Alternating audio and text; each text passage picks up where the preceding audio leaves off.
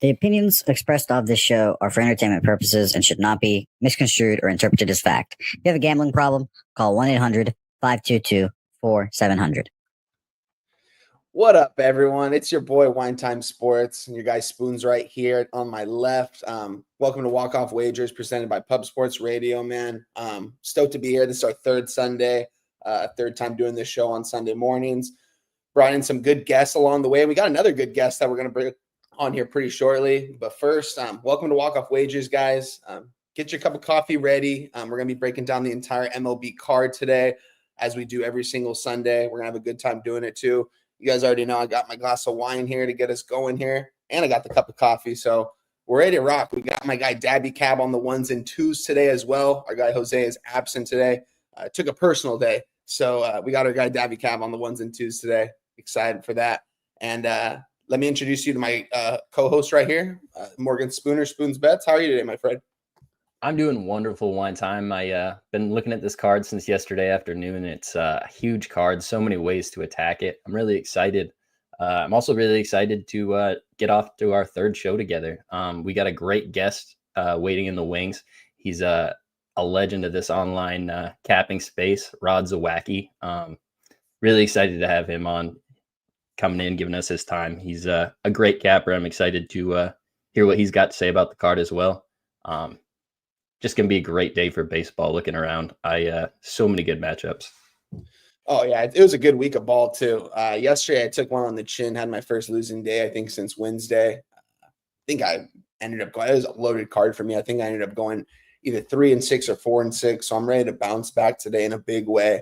It's going to probably be a lot of card for me today, 3 to 5 games. I mean, if you call that light. But let me give a quick shout out to everyone in the chat that's here early and often. I see my guy Cedars right there. Good to see you, my guy. Thanks for showing up. Ron Loft in the building, as always. My guy from Havasu out there. I think you're going to like what I have to say about your team later on as well. We got Crystal Craig, Miss Baseball in there. T. Moss in the building. Justin McKelvey. We'll be seeing him here shortly. Sir Mackey Loves Pie is first coming in here. Jermaine, Steve. Good to see you guys. But yeah, we've got a lot of games to break down today, Spoon. So let's get right to it. But first, let's bring on our first guest. You kind of already gave him an introduction. Let me give him another proper introduction. Our guy backstage right now. I've been watching this guy since, I've been betting pretty much. This is the OG for me right here. Stoked to share the screen with this guy right here. You see him everywhere, breaking down games. You can find him everywhere on YouTube, on X. Let's bring on my guy, Rod Zawacki. What up, Rod? How you doing, my bro? Happy Sunday. Happy Sunday. Hey, happy Memorial Weekend to everybody. Thanks for having me on the show. Hey, third show. I made it for the first one. I was in the chat section. I gave you guys a shout out. Love what you guys are doing here on the Sunday. So walking off wagers, definitely a third show. Love to see it that you guys have your own show rolling here. So definitely good to see it, and appreciate that you have me on here for the third episode. Let's find these folks that have tuned in some winners. Love what we're doing. We maybe it's in different parts of the business, but we're all after that same goal, and that same goal is to find winners across the books. That's what we love to do, and that's what brings us all together. Hey, it's amazing that sports can bring that much of a family together to find those winners, and it's funny how many different angles that each of us will have, because not everybody's going to pick the same way to get to that win, but because there's plenty of opportunities here, because how many bets can be made on each game, the way you look at it. So some of us look at things a little bit different, but I'm excited about the Sunday card. Some good action. No, I'm definitely an Oilers homer as well, so excited for the games today. Not happy that it's an afternoon contest, but it is what it is. Looking forward to today's slate of action. Let's get to it. Yeah, Ron, and again, appreciate you for joining us, man. We're happy to have you on here on a Sunday, and let's get right to it. We've got an early game here. First pitch is going to be in about less than 30 minutes, I believe, so let's get right to it here. Let's go to Detroit. We were talking about this game backstage here. Really interesting matchup right here going into this game here. Detroit, like I said, last night when I was looking at this game, I saw them around a minus 210. Man, they've seemed all the way up to a minus 290 with Scuball on the mound. I've got to play on this game, but I'm going to hear my guys break down here on panel with me. I want to hear what they have to say about this as well. So I'm going to let my guy Morgan Spooner start this off with the market and the weather report, and then we'll go to my guy Rod, and then we'll go back to me last here for this game. What does the weather say in this one, Spooner? Yeah, so it's going to be a pretty decent day here in Detroit. We got temperatures in the 50s, maybe low 60s, humidity around 50%. I don't see too high of a chance of any precipitation going on. I think it's going to be a nice pitcher-friendly day at the ballpark. Looking at Ballpark's Pals projections, they have minus 22% home runs and minus 6% runs overall. You got two pretty decent pitchers on the hill. Logan Allen's maybe performed better than I thought he would this year. And Tariq Skubal, everybody knows he's just a stud. This Guardians offense, I'm not sure how they're going to get too many runs on the board against him. And I think the market's really agreeing with that. I'm seeing some 6.5 start to pop up on the board now. There's not really going to be a lot of runs here. That being said, I think minus 275 on the Tigers, I think that's just absurd. With this few runs, how are you going to – it doesn't make sense to me. There's no value in trying to back the Tigers here. I look at the Guardians. I'm sure they can get to this Tigers bullpen if they can get Skubal out of there, but it's not anything I needed to do attack in this early slate. Again, on this market, we have 87% of the tickets on the under, 93% of the money. And then on the side, we have 75% of the tickets on Detroit, but only 63% of the money. And that's a little interesting because it's dropped down about 20% in the last couple hours. So that means you see some money coming in on the underdog. But I don't have anything too much in this game. I would lean towards a lack of runs, but that's all.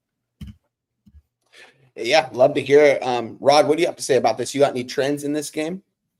And for me in this game, it's just one of those spots that I'm looking at. Cleveland against left-handed pitching hasn't been good all season long. 2-7 straight up on the money line versus left-handed starters, and then even trying to chase a run line with Cleveland, 2-7 to that run line. So I can see why people have jumped on Detroit here, but covering a run line with Skubal starts his last three, they've failed to cover the run line in his starts. So picking a side is real tough in this. I don't want to lay that kind of price with Skubal, and I definitely don't want to chase that run line because I don't want to lay a minus 130 on a run line that they've been struggling to cover, and expecting Detroit to just pop up here in this one and roll Cleveland the way Cleveland's been rolling them is a tough ask. But what I did find here for everybody, I like a little prop play here. Skubal, hey, I think he does pitch one of those gems that he pitches. You look at his strikeouts for this game. I believe it's a 7.5. I know it's a little bit juiced, but I'm going to take that over 7.5 here. He's hit that number in 6 of his last 7 starts, where he's pitched 9 strikeouts, 11 strikeouts, 8 strikeouts, 12 strikeouts, 11 strikeouts, 8 strikeouts. Give me Tarik Skubal over 7.5 strikeouts today in this matchup. I love it. I love it, man. That's a great prop to look at, and I think we're seeing a 7.5. That's high for a reason. I think he's going to be able to most likely get 8 to 10 here in this spot. So I love the look right there, Rod. Yeah, I've also got to play in this. I'm on the side in here in this spot. Got it. I gave it out on Twitter about 30 minutes ago. I ended up taking it about an hour ago. I got the under 7.5. I got it juiced to minus 120. Got backstage with the guys. Saw it went down to a 7, minus 105. Now I'm seeing 7s at minus 115. We're seeing a lot of line movement towards this under because of all this under money. I think that's trickling in here on this first game. Definitely looks like sharper money. So I'm on the under here in this spot. I got the 7.5. I definitely still endorse the 7. I'm not going to take it at 7 though, give or take, because I already got the more value at 7.5 here. But I definitely don't think there's going to be 7 runs here scored in this game. I think Skubal will go out there and deal, and I think Allen's going to be able to go out there and pitch a good game as well. Against the Detroit Tigers lineup, that's been doing well this year, but I think we're going to see them kind of go down a little bit offensively throughout the season. We'll see. I know that's kind of a strong take, but I think that Allen could go out there and pitch a pretty good game. And seeing the Tigers at nearly minus 300, I don't want nothing to do with this side. The run line's juiced to minus 140. Not a lot of value in that, although I do think that Skubal's probably going to go out there and shut these guys down. I'm just going to stick with the under because I think both of these teams are going to have trouble putting runs up on the board today. So my first official play is the under 7.5, minus 120 in this ball game. I got my guy Rod Zawacki on Skubal over 7.5 strikeouts, and this is going to be a pass for my guy Spoons. Anything else you have to say about this game, Spoons? Muted, my friend. I really think that underlook is the way to go, especially if we get any sort of early runs on the board. You look at some of the bats at the top of the Tigers lineup. Kerry Bonds can always put one out. If you see a couple runs get on this board, just slap that under live. Sometimes we break these games down and the value's not there because of how the books set the lines. But as soon as the live lines start showing up, the books can't really protect themselves anymore. So if you see something you like live, just hop on it. That under might be something I'm staring at, but I got 5 bets on the board today. I'm not needing to hop on the earliest game just for action. Hey, I like the Kerry Bonds reference right there. Shout out to him, man. No, so true though. Let's get back to this next game here. Let's go to one of the best backdrops in baseball right here, Pittsburgh. Man, I got to get here one of these days with my guy Justin McKelvey. Watch a ball game with him here. But yeah, let's go to Pittsburgh here. This is going to be the second game on the board here. Hosting the Milwaukee Brewers. Pittsburgh been playing some better ball as of late. See my guy Justin McKelvey said Wine Time Smooth Needling. Cab, if you can send him the link over. If not, I will send it over to him in a couple minutes. But Cab, if you can send that over to him, appreciate it. Spoons, get this one started here in Pittsburgh against the Brewers here. What do you think about this game? Yeah, we got the Brewers versus the Pirates with 2 good young pitchers on the bump. Logan Henderson, rookie for the Brewers, shown that he really belongs in the MLB. And Bailey Falter, his last 5 starts out, he's allowed 1 run. Guys pitching just really well. Neither of these offenses are clicking at all. I immediately saw an 8-5, was looking at the under. As I started to dig in a little deeper, looking at the bullpens, I see that the Pirates bullpen is very taxed, and that's not something I really want to get involved with. You watch your under just blow up in those late innings. David Bednar's pitched 2 days in a row, Santana, Ferguson. So that's both their setup men and their closer. That's a huge thing for me. So then I immediately started to want to go to the Milwaukee Brewers. I thought it was priced really easy to bet the Brewers, and I ultimately did not end up moving on this game either. There's 60% of the tickets and 82% of the money on the Brewers. So when you factor in the amount of juice you have to pay for that, that's about right on. The other 40% of the tickets are just getting that plus money. 90% of the tickets have come in on the under. And this is where it gets interesting. 85% of the money is coming on the over. So that means that somebody out there really sharp thinks somebody's getting touched today. This line opened at an 8. 90% of the tickets came in under, and now we have 8.5s everywhere. So somebody's getting touched. I look at these offenses, and I don't have the ability to put faith in one of them to say that's definitely the one that's going to touch them. I was going to lean Brewers, but again, with just a giant card like this, the Brewers offense just leaves so much to be desired as far as faith goes. And Bailey Falter, just like I said, those last 5 starts, he's looked really great out there. Milwaukee hasn't necessarily touched any of the left-handed starters they've seen recently. So I'm off this game. I think the under is the way to attack it, and Milwaukee. But what do you got? Rod, let me go. I'm going to go back to you here. I'm going to have you go second here in this rotation. Do you have anything in this game, my friend? Yeah, I'm looking at this game, and pretty much what Spooner said, these offenses struggle at times to score some runs. But we've seen in the first couple of games of this series where we did see some runs. It was just that last one where it was 2-1 for the Pirates. And for me, it's just Pirates stringing wins together, not where I want to be. This Henderson kid is pretty good for this Brewers squad. He's had 3 starts. In those 3 starts, he hasn't given up more than 2 runs, goes 5 innings, 1.69 ERA, 3-0 in those starts. So, yeah, I like the Brewers here. I think when you're thinking of teams that are getting touched, this is on the rise, too. Brewers, I'm going to take the run line here with Milwaukee. Why? Because you look what Pittsburgh does trying to cover run lines, and they don't do it so well. You look at league games, 3-16 in league games is this Pirate squad in covering the run line, 4-15 in covering run lines. So they don't do it. And the Brewers here, this is a bounce back spot for them. I'll lay the run line here minus the 1.5 with Milwaukee. I think Henderson can deal. Faulkner, the last time that he faced the Brewers, he didn't pitch so well. He got roughed up, and the Brewers got themselves a win in that matchup. It was a 7-2 win for the Brewers in that one. Falter went 5 innings, gave up 5 hits, 4 earned runs, and took the L in that matchup.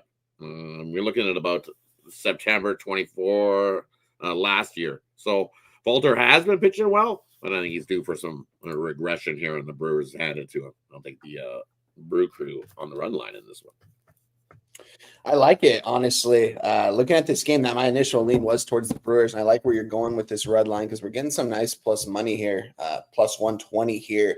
We're seeing it get seen towards the Brewers as well. Pirates, I know they've been playing better ball as of late, won the last 4 out of 5 games, but I don't like this ball team at all. I don't trust them offensively, and get down to that bullpen, I don't trust that either. This is definitely a lean for me on the Brewers. Nothing official for me in this game, though.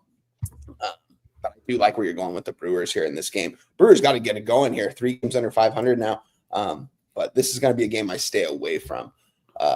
Let's go to the jersey, what I'm wearing right here. Let's go to DC. Giants against the Nationals here. This should be another good ball game right here. Spoons, I'm going to have you start this one again. Can you break down the weather in this one in the market? Yeah. So we have the San Francisco Giants versus the Washington Nationals. We got Robbie Ray on the bump for the Giants, who's just pitched amazing. Giants have won all of the starts. Mike Soroka on the other side for the Nationals, who's still trying to decide which way his season's going to go. Guy that's battled health his entire career. Here in Washington, we have pretty decent weather. It's a little bit pitcher friendly. I see minus 11% home runs projected and minus 4% run on Ballpark Pal's model. A little bit of wind blowing left to right in, and temperatures will just be in the high 60s, low 70s.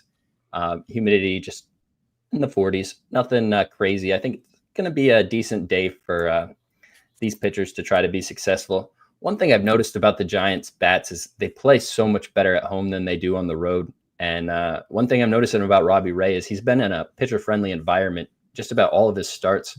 There at Oracle, it's so hard to hit home runs, and he's a guy that really just struggles with walks and home runs. Then he had a start at Wrigley with the wind blowing in, and I'm just starting to see that maybe he's more of a product of environment than just being the best version of Robbie Ray that we've ever seen. And I think maybe the Nationals bats can tag him here. They've shown the ability to get some left-hand starters recently. They got 6 runs on Nick Lodolo.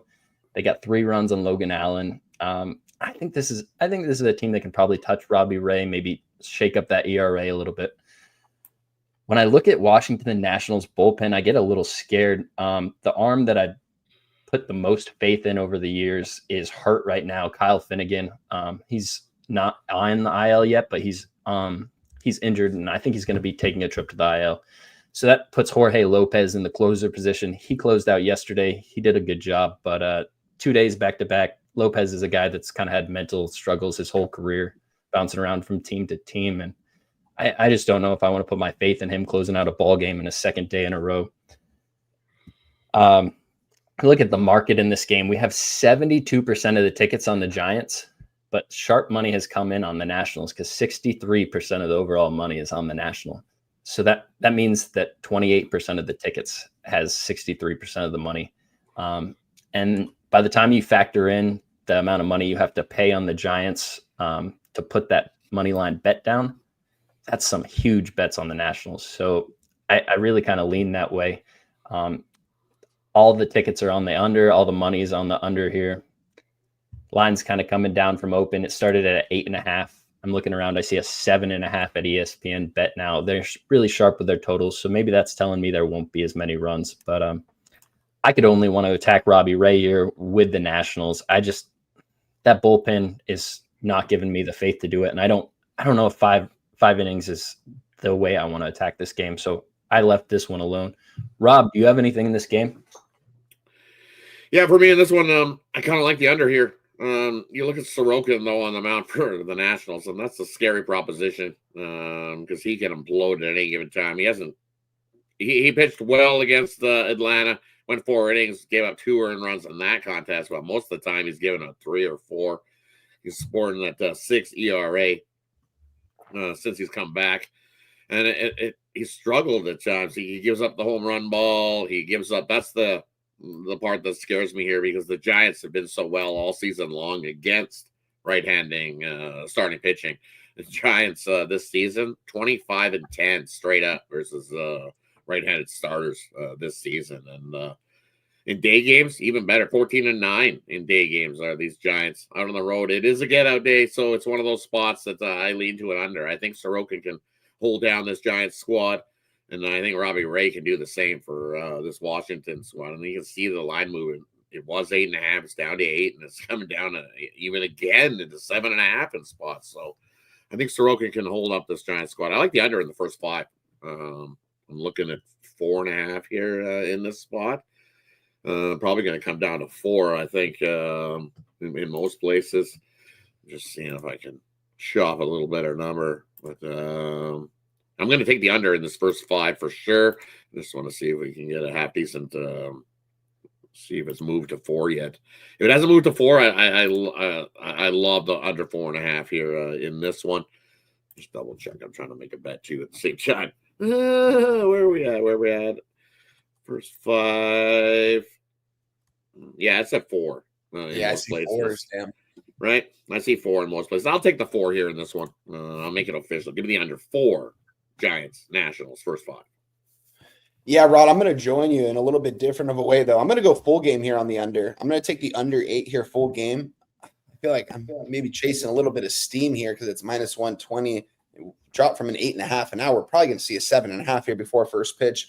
But I want to give it out to you guys before it goes to a 7.5. I just made the play on my book. So Giants, Nationals, under 8, minus 120. I think Robbie Ray can deal here, and I think Soroka could deal here as well.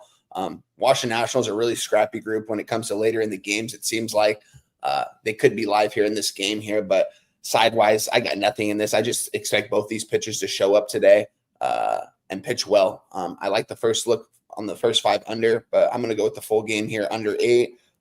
So I got my guy Rod for the under 4, first 5, and I am on the full game under 8, minus 120 in Giants Nationals game. So this should be a good ball game right here. Let's see here. Let's give a quick shout out to the chat. Gorky, my guy, I will DM you about coming on the show next Sunday, my friend, and appreciate the donos. Means a lot. My guy always showing out, supporting the crew. Guy TC in the building right there. Shout out to you. Missed the UFC live stream yesterday. It sucks that we didn't have any UFC, but you guys will be back at it next week. I see my guy Nunya in the chat, our producer behind on the 1s and 2s, Debbie Cab right there as well.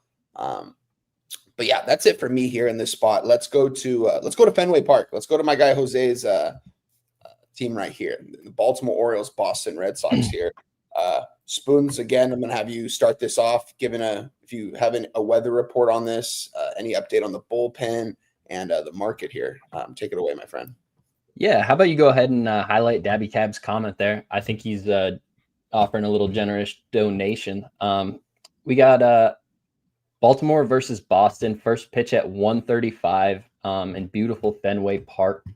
It's going to be a good day for baseball, good day for runs. I see plus 7% runs and plus 20% doubles and triples on Ballpark Pal. They have home runs down minus 15%, but that's just because wind's blowing in a little bit at the Monster. I think it's going to be a beautiful day for baseball. Looking at the market in this game, we have 79% of the tickets on the under and 62% of the money. We have 67% of the tickets on Boston, but only 61% of the money. So that means there's some faith in Dean Kramer going around. If you guys paid attention yesterday, these teams played a doubleheader and they annihilated their bullpens. Boston really got into it early in that first game. I think just about every arm for both of these teams has gone in the last 2 days, and they have. So that puts these arms in a little bit of a tricky situation here today. I think we're going to be asking a lot out of these pitchers, and that's honestly how I was looking to attack this game. I went and looked at the pitchers' outs totals, and I saw a really weird 15.5 on Walker Buehler, kind of indicating that he might not be as long for this game, and that makes me wonder why. Baltimore bats can hit. I could see Buehler giving up some runs here. On the other side of this, I see a guy that a lot of people don't like in Dean Kramer, but he's shown the ability to go deep in games when they've needed it. He went back-to-back 7-inning starts earlier this season, and his out total sitting at 18 plus money. I got really close to moving on that. I ultimately couldn't put my faith in Dean Kramer. The way the Boston bats have been hitting, It's kind of tough. This Fenway Park, you just blast the ball off that big wall and you're guaranteed a double. There's a lot of hitters in this Red Sox lineup that can do it, and that could get Dean Kramer in trouble and get out of this game before those outs are up. So I didn't get there with it. The Orioles, this is a team that defensive lapses, like throwing the ball into the outfield on easy ground balls. It's really frustrating to watch the bullpen constantly blowing leads. I want to back them, but I can't find a way to do it right now. I need more confidence than that to put my money on it. And ultimately, I passed on this game. I like Baltimore. I think Dean Kramer has the ability to pitch well today. And if I was going to attack the game, that's what I would do. I think Walker Buehler's probably due for a little bit of regression. I like it, Spoons. Any official play in this one? I did not move on this game. Yes, sir. Rod, take it away, my guy. Boston Red Sox, Baltimore Orioles. Yeah, for me in this spot, you look at some numbers here. What does Baltimore do after a win? Hey, they got themselves a win. Congratulations. They don't follow up wins with wins, though. That's the problem for this Baltimore squad. You look at what they've done this year. 2-16 following a win. So back-to-back wins, not something this Orioles squad does a lot of this season. And then also, what do they do a lot of? You bet against Baltimore after they've allowed 2 runs or less. Keeping a Boston's offense down that I know can smash is a really tough ask. And I like Walker Buehler here in this spot. And why? Because he's been absolute money against American League teams, especially those bad American League teams that have the batting average of 260 or worse. Buehler's numbers, 20-1 in his career against American League teams with these bad batting averages, which is what Baltimore has. Only one way to go for me here in this one. It's a bounce back. I'll take Boston on the money line in this one. You make it official. Love Boston in this spot. Yeah, Rod, it's funny. When I broke this card down yesterday, that was my first bet I actually circled was the Boston Red Sox. Because I was on the wrongs. I don't know what made me back the Red Sox in game 2 yesterday. Took the loss there. I kind of want to get my money back with them here, fading the Orioles. You mentioned it. Orioles don't win 2 games in a row. This Orioles team is just bad, man. I do agree with Spoons, though. Their bats could get going at any point this season. I'm just waiting for them to do so. They've got a team total here at 4.5 minus 115. Looking at the Red Sox team total, 4.5 juice to the over, minus 130. It's really juicy there. We've seen the full game over up to a 9.5 that opened up at a 9. It's still plus 100 at my book for over 9.5, so you could still find some 9s out there. I do think there will be some runs on the board here today. I ended up not moving on the Red Sox here in this spot here, though. This was just, I don't know. I wanted to see a little bit more line movement towards the Red Sox here when I woke up this morning. I was hoping to see them at like a minus 140. At minus 125, still affordable against the Baltimore Orioles team that's not good. That's not winning ball games. So my lean is the Red Sox. Didn't make it official. Didn't end up playing it, but that's my initial lean there. And my guy, and Nasty Nate, as always, Red Sox smash. Shout out to you, my guy. Adam says, Caitlin Clark, got to punk these. Okay. AM64, Red Sox, predicting the final score. Shout out to my guy, AM, for always being in the chat, sharing knowledge, sharing stuff in the market. Appreciate you. Let's move on to this next game, though, because I got nothing in this, but I have Rod written down for his official play Red Sox money line here in this spot. Let's go to Great American Ballpark. Chicago Cubs. I mean, my guy Spoon's Chicago Cubs against the Cincinnati Reds here. Pretty interesting series, to say the least, to get going here. I was on the right spot in one of the games. I was on the wrong spot in the other game. But Spooner, take it away, my guy. Give me a breakdown on the market, the weather report, what's gone on these last couple of games in these games. I know you've been watching this series pretty closely. Take it away. Yeah, the Chicago Cubs take on the Cincinnati Reds today. And the last few years, the Reds have really just owned the Cubs in Cincinnati. It's something you just take note of as a Cubs fan. And on the hill today, we have Nick Lodolo, a lefty. The Cubs haven't seen a lot of lefties this month, and I think that hasn't really helped them. If you look at their production versus lefties, it's been a lot of one-run outings. And after seeing a lefty yesterday, I think it kind of lets the bats get more used to just seeing the arm angle from the other side. I think the Cubs have the ability to put some runs up today. I think Nick Lodolo is a good pitcher, but if you look at some of his advanced metrics, his curveball isn't dropping as much. The spin rate's not as what it was last year. The fastball he was able to throw last year with more effectiveness, he's kind of gone away from because it's gotten hit harder this year. So he's changing his pitch mix, and while it's being sort of effective till now, I think he's just been good enough to get lucky. And I think it's hard to get lucky against this Cubs team. It's a really deep lineup. I got really close to this Cubs team total. Ben Brown on the other side, I don't have a lot of faith in this guy. He's got 2 pitches, and it's a fastball and a curve. And when they're working really well, it looks great. But the pitches are so different from each other that it allows the Reds hitter to just sit on a curveball or sit on a fastball if they want to. And when we're talking about a park like Great American Ballpark, that can be so scary, especially if one of those pitches isn't working well. We got temperatures in the high 60s, low 70s. I have Great American Ballpark is plus 16% home runs on the model today and plus 3% runs overall. A little bit of wind blowing out to right, but nothing to affect it that much. The market in this game, we have 62% of the tickets on the Cubs and 69% of the money. On the over-under, we have 53% of the tickets on the under and 64% of the money on the under. With that, the line opened at a 9, and I'm seeing a couple 9.5s hung around the board, so that's a bit suspicious. Almost makes me think there might be runs in this game.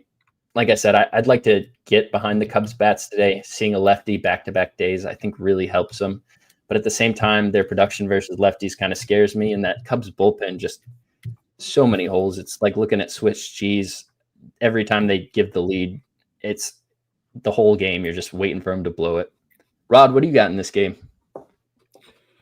And for me, looking at this game, this is one of those. This is a tough task because I can make a case for both sides. In this one, you look at Ben Brown in his road starts against the NL team, scoring 4.5 or more runs a game this season. He's 5-0 in his career. So, and then you look at Lodolo in the spot, same thing. He's had success in these spots. Well, what I like is the over. You look at Ben Brown's starts when he's getting the 5-6 days rest, which is what he's done this year. 7-0 to the over in his starts. Cubs on the road versus teams in the spot is just another over spot for me. I'm looking.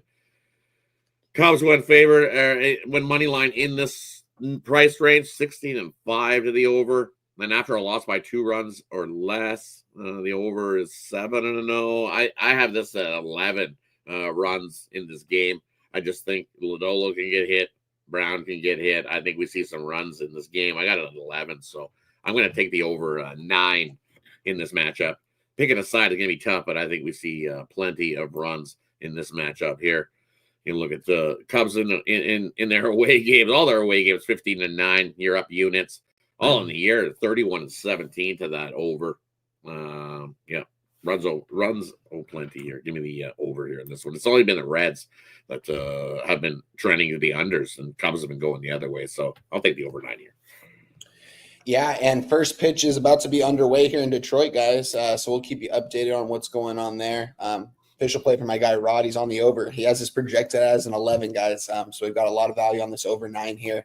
I was looking at the same thing. I haven't made it officially, and I haven't played it yet. But I'm sitting here looking at this over 9, minus 120 here, thinking that there could be easily 10 runs scored in today's ball game. I think there's some volatility with both these pitchers today.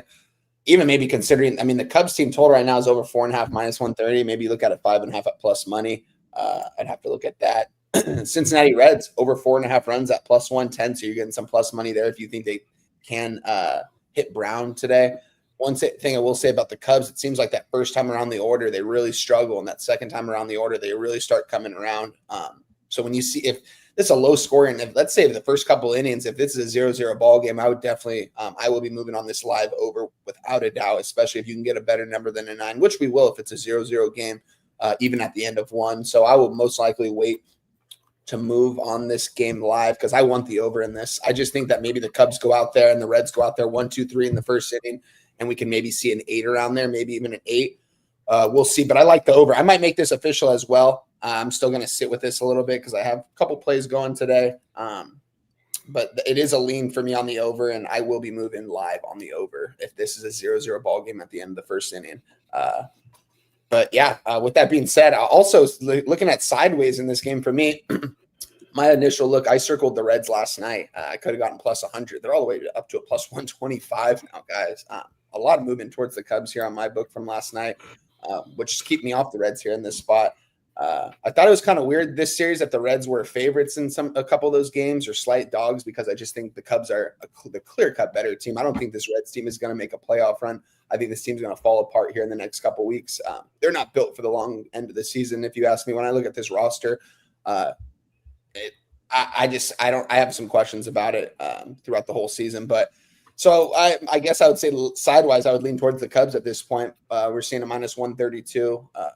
Just kind of moved away from me a little bit too much. So I'm going to stick with a lean on the over here in this spot. And let's move on to a game that I have a play in here. Toronto. Throw one more quick little thing. Throw in the yes runs first inning, Cubs and Reds. You look at this Cubs, they're on a little streak of Earfies. They've hit 8 straight Earfies, have these Cubs. And guess what? The Reds are not far behind with 3 straight Earfies. So throwing the Earfie in this one is I like the over. I think we start the runs early right in that first inning. So I'll take a Earfie in that one as well. Yeah, I like that look a lot. I like it. All right, guys. Well, I guess then that tells me I should move on this over now, because this is going to be the best number we can get if there's a run score in that first inning. So maybe this will be something I look at when we circle back at the end of the show on this game. See if I'll get there with my guy Rod on the over. But yeah, let's go to Steinbrenner Field in Tampa. Toronto against the Rays. Spoons, take it away, my guy. Is there anything crazy about the weather here in Tampa Bay? Yeah, so as you know, this is one of my favorite fields to play baseball at this year, Steinbrenner Field. It's built exactly like New York Stadium. And you got the wind blowing out today here at Steinbrenner. And the interesting thing about this place is it was never built for Major League Baseball to be played on a real season. So there's not the kind of signs out there. There's nothing to obstruct the wind or anything that will help the ball carry or help not carry. So when the wind's blowing in, it affects it a lot. And when the wind's blowing it out, it affects it a lot. Naturally, here in Florida, you get a lot more higher humidity, lower pressure during the days. And all of those factors allow for the ball to really carry. You think about New York Stadium, and people call it the New York Small Park, whatever you want to call it. All those things apply here, except it's easier to hit. And we got temperatures in the 90s today. It's going to be 93. So you're going to have your pitchers on the mound really laboring throughout the game. Ryan Pepio, I think he's a good pitcher, but you look at his numbers at home this year. He's got a 1.45 WHIP, a 4.76 ERA, a 4.25 xFIP. He's really struggling, and on the road, his numbers look a lot better, and that's because he's not pitching in this park everywhere else. In the 90s today, I think both of these pitchers are going to be struggling. Chris Bassett, a guy that's now used to pitching in Toronto, coming all the way down here to Tampa, I think he's going to be in a tough spot. These lineups are not necessarily the best hitting lineups in baseball, but they've shown the ability to get to some of the starters. I think the Rays, if I were going to lean, would probably be my lean in this game, though their bullpen is a little beat up. Pete Fairbanks has gone in back-to-back days. Manuel Rodriguez has gone in back-to-back days, and that's their main setup man and closer. Garrett Clevenger is probably available. You have a couple other arms, but the main people that Tampa Bay wants to use will not be there. So I couldn't get there with a side, but this total, it was right there. It was a 9. I took the over 9 minus 110. Looking at the market right now, I see a few 9.5s on the boards, but you can still get 9s. You have 88% of the tickets on the under, 93% of the tickets on the under, and some of the sharp books are moving up. On the side, we have 63% of the money on Toronto and 79% of the money and 63% of the tickets. So I think that's a pretty interesting move by the market for some of these books to be moving up with the total with all that money and tickets on the under. And that's why I'm on the over. Tampa Bay, daytime games, basically just go ahead and take them over unless the wind's blowing in or the temperatures looks like it's going to rain or something. But yeah, I'm on the over in this game. What do you got?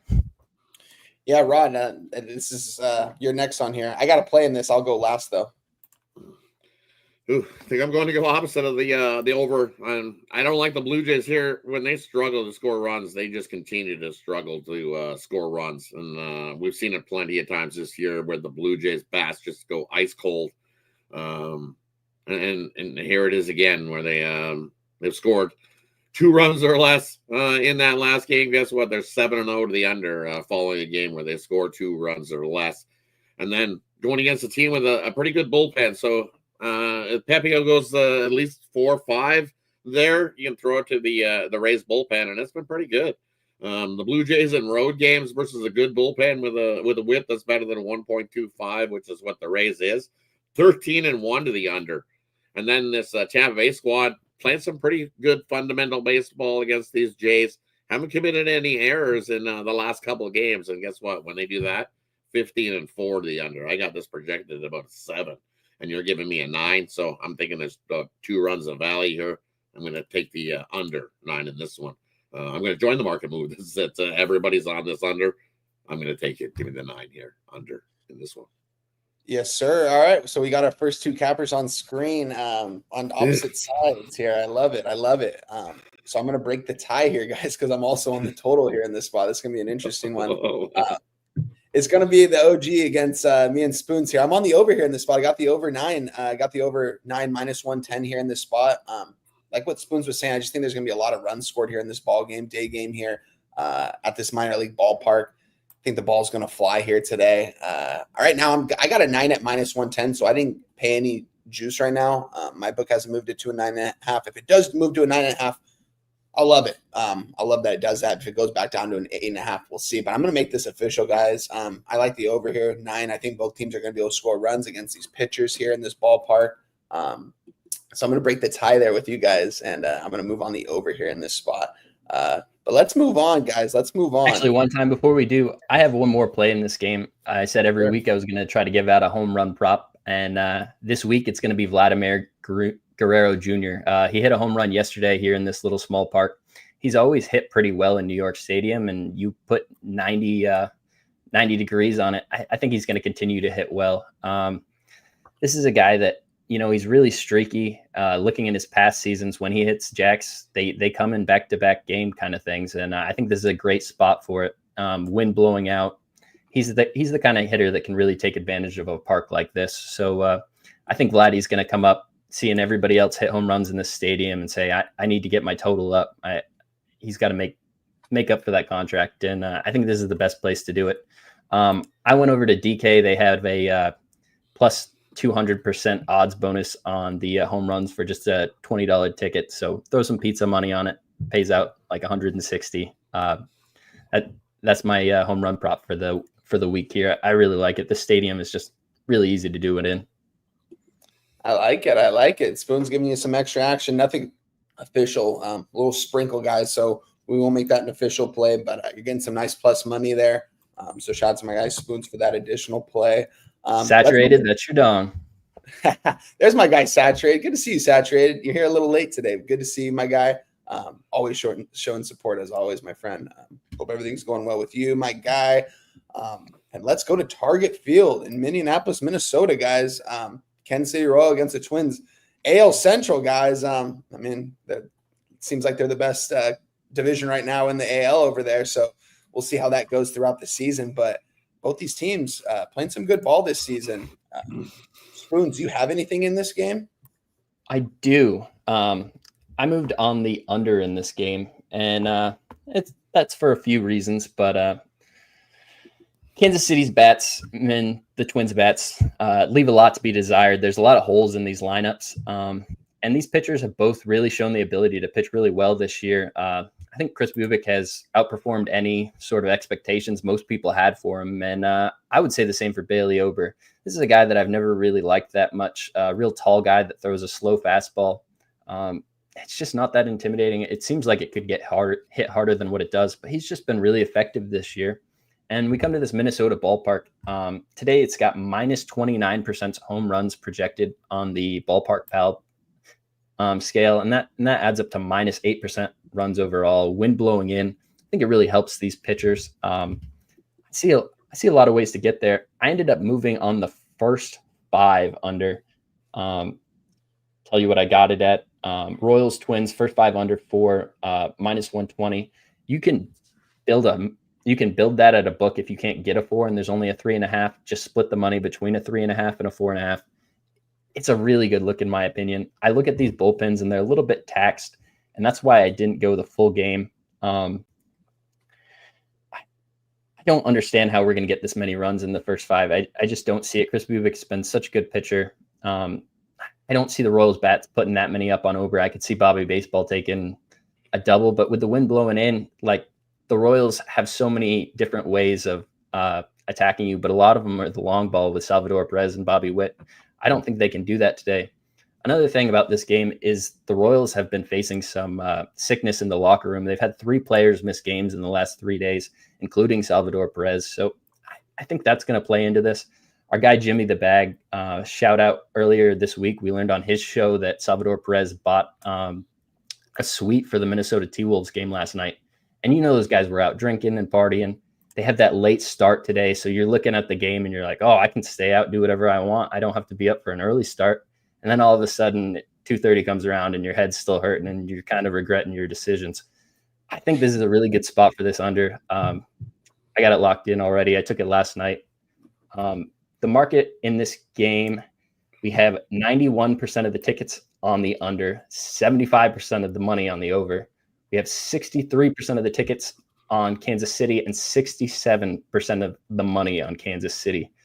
This total opened at a 7.5, and you can find a couple 8s around the board. There's still 7.5 set on a lot of books, depending where you look. So you can still get that 4. You can still get a 4.5 if you want to pay a lot of juice. But I took the first half because I didn't want to involve the bullpens. Yoran Duran is really worked right now. He's the closer for the Twins.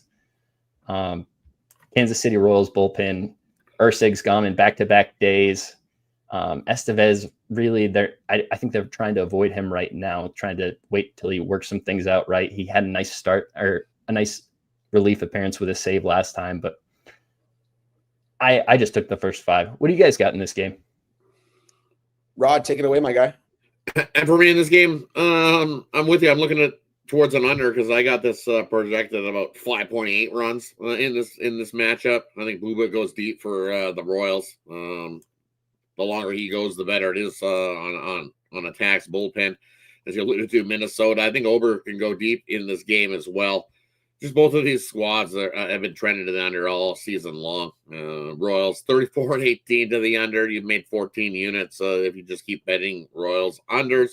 And if you just keep betting Twins unders, well, you're 29-18 on the season, and you're up plus 9.4 units. So you'd be up a combined, 22 units, and you just keep betting Royals and Twins unders. So I'm with you. Give me the under, but I'm going to take the under in the full game. I'm not too worried about that bullpen. The Royals, following a 1-run loss this season, 18-5 to that under. I just that Royals offense at times is leaves something to be desired scoring wise, and no Buxton for the Twins as well in this one. So there's a big power back for the Twins. Yeah, I'm with you. I'm going to go the under 7.5 here full game. Spoons, did you make correct me if I'm wrong, you are on the under in the first 5 in this ball game? Yep. That's official. So I've got that written down. I've got my guy Rod written down for the full game under. This might be a squad bet, guys, because this is another game I looked at last night. I really wanted this under here. I'm looking right now at a 7.5 minus 105. So I'm not paying really any juice here in this spot. And Rod touched on it. I mean, these are 2 teams that I feel like the last couple seasons you want to back unders on. These 2 batting orders, I don't trust too much. I know the Twins have been impressive at times this season, and they've had some of their star players hurt, and they've still been getting it done here. I like the under here in this spot. I just don't really trust either of these lineups, and I think Ober could probably pitch a good game, and Bubik could probably go deep into this ball game. Still a couple things I kind of want to go over in this game before I make it official. I'm definitely leaning towards the under here in this spot here. Is there any weather conditions that we need to worry about, Spoons?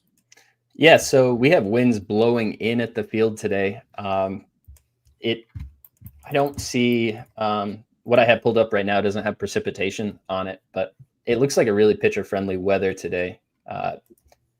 Like I said, minus 29% home runs, minus 8% runs, wind blowing in, temperatures in the 60s, and overall this field just Target Field always plays pitcher friendly. Yep.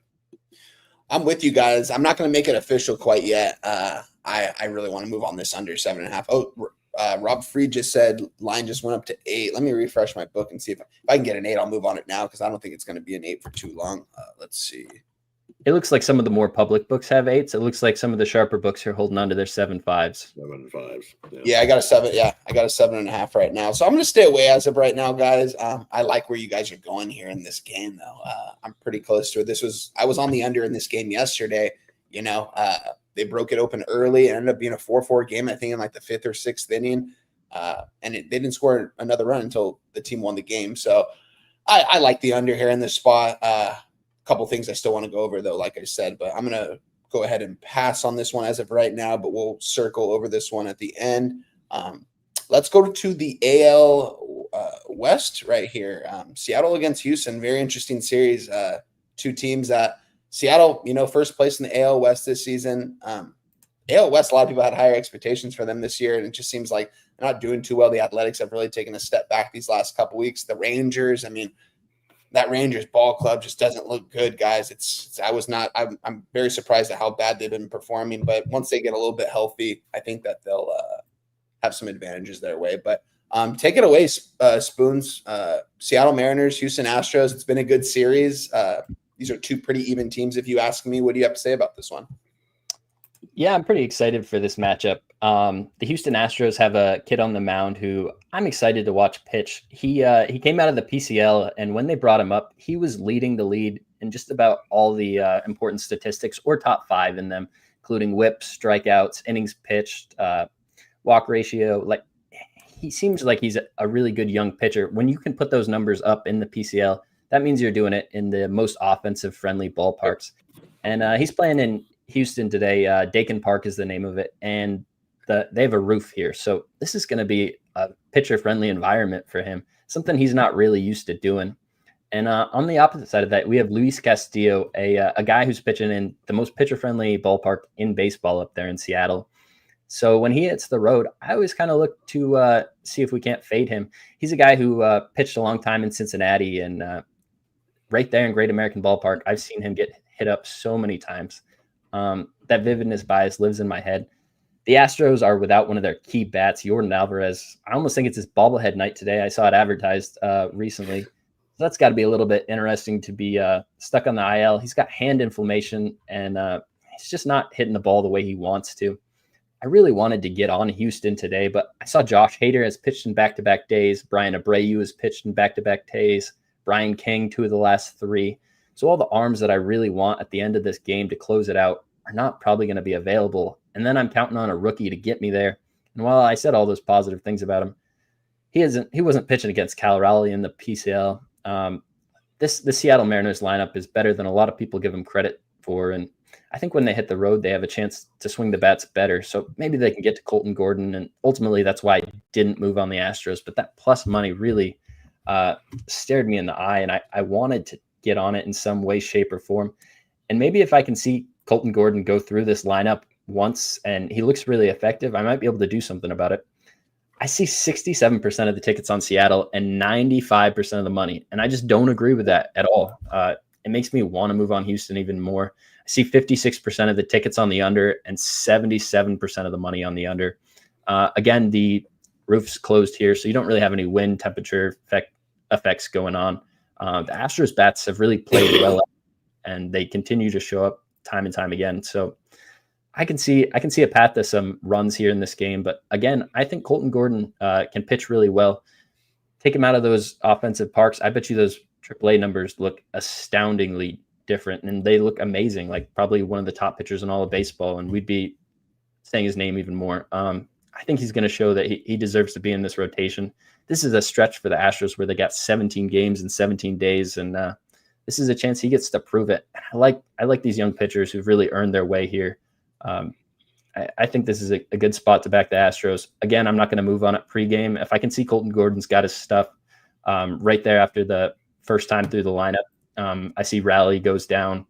Maybe I can get on the Astros at that point. But right now, I'm off the game. You got anything in this game, Rod? Yeah, this is a tough game for me here in this matchup. Definitely nothing official for me. I would lean to the Astros here in this spot. You look at what Castillo's done against the Astros. He's pitched well. Get to him there. He's already pitched versus them once this year. Went 5 innings, gave up 5 hits, no earned runs in that game. Couple walks, so navigated through 5 innings. Did well. Astros ended up getting the win, 2-1 in that one back April 8th. Of this year, and then the time before that, it was a 3-0 win for Houston. So you look what Castillo's been doing. He went 7 innings in that one, gave up 6 hits, 3 earned runs. So he's actually been pitching pretty good as Castillo. So I would lean to an under because you look what Colton Gordon's been doing. Yeah, he gives up about 3 runs, but I get why everybody's jumping on Seattle. They think that the Seattle bats are going to smash Gordon here. As he has been giving up 3. He's good for giving up the long ball too. But in all those starts, it was 4-3, 4-3 in his 2 starts so far. And for me, I like pitchers once give him that first one, you get the jitters out, but his team's won both of those starts for him. And I would lean to an under, but nothing official on this play. It's this, I don't want to lay that kind of price with Castillo. His numbers against the Astros have not been good. So nothing official here for me. Lean to the Astros with Gordon in his 3rd start. I think he has a jam here for the Astros. All right, guys, we got 2 leans here on this ball game. I want to give you guys in the chat a quick update on this ball game. Allen got in a little bit of trouble in the bottom of the 2nd. He had runners at 2nd and 3rd. Got the runner out at the plate. I didn't see what happened live, but there's runners at the corners now with 1 out and 2 strikes on Dingler, the catcher. So bottom of the 2nd, 1 out, 0-0 ball game. Runners at the corners in that one. And yeah, as far as this game goes, I'm with you guys on the lean towards the Astros. It just wasn't enough conviction for me to actually move on them here in this series. I think this is priced appropriately.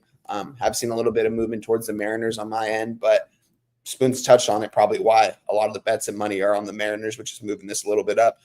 If this gets to like a -140, -145, maybe the books are telling us the Mariners are live here in this spot, but at that price, I just can't even take them. Even at -135 right now, don't want to take the Mariners, and I don't want to take the Astros. I want a little bit more plus money on the Astros here in this spot with Gordon on the mound. Their team total right now is sitting at 3.5, -115.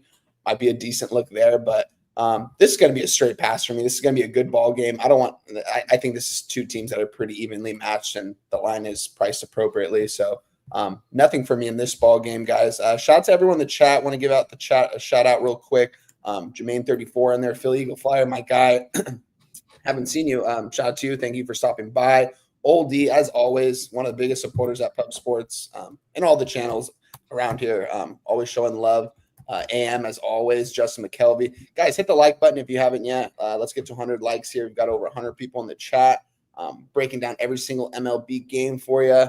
Giving you guys a weather report, market breakdown, line breakdown, and bringing you guys some good cappers along the way too. So appreciate you guys for the support. And let's go to a fishy line here, guys. Let's go to Texas and Chicago White Sox. I saw my guy Dabby Cab. You guys couldn't see backstage, but he showed something on his phone of this White Sox pitcher, I think.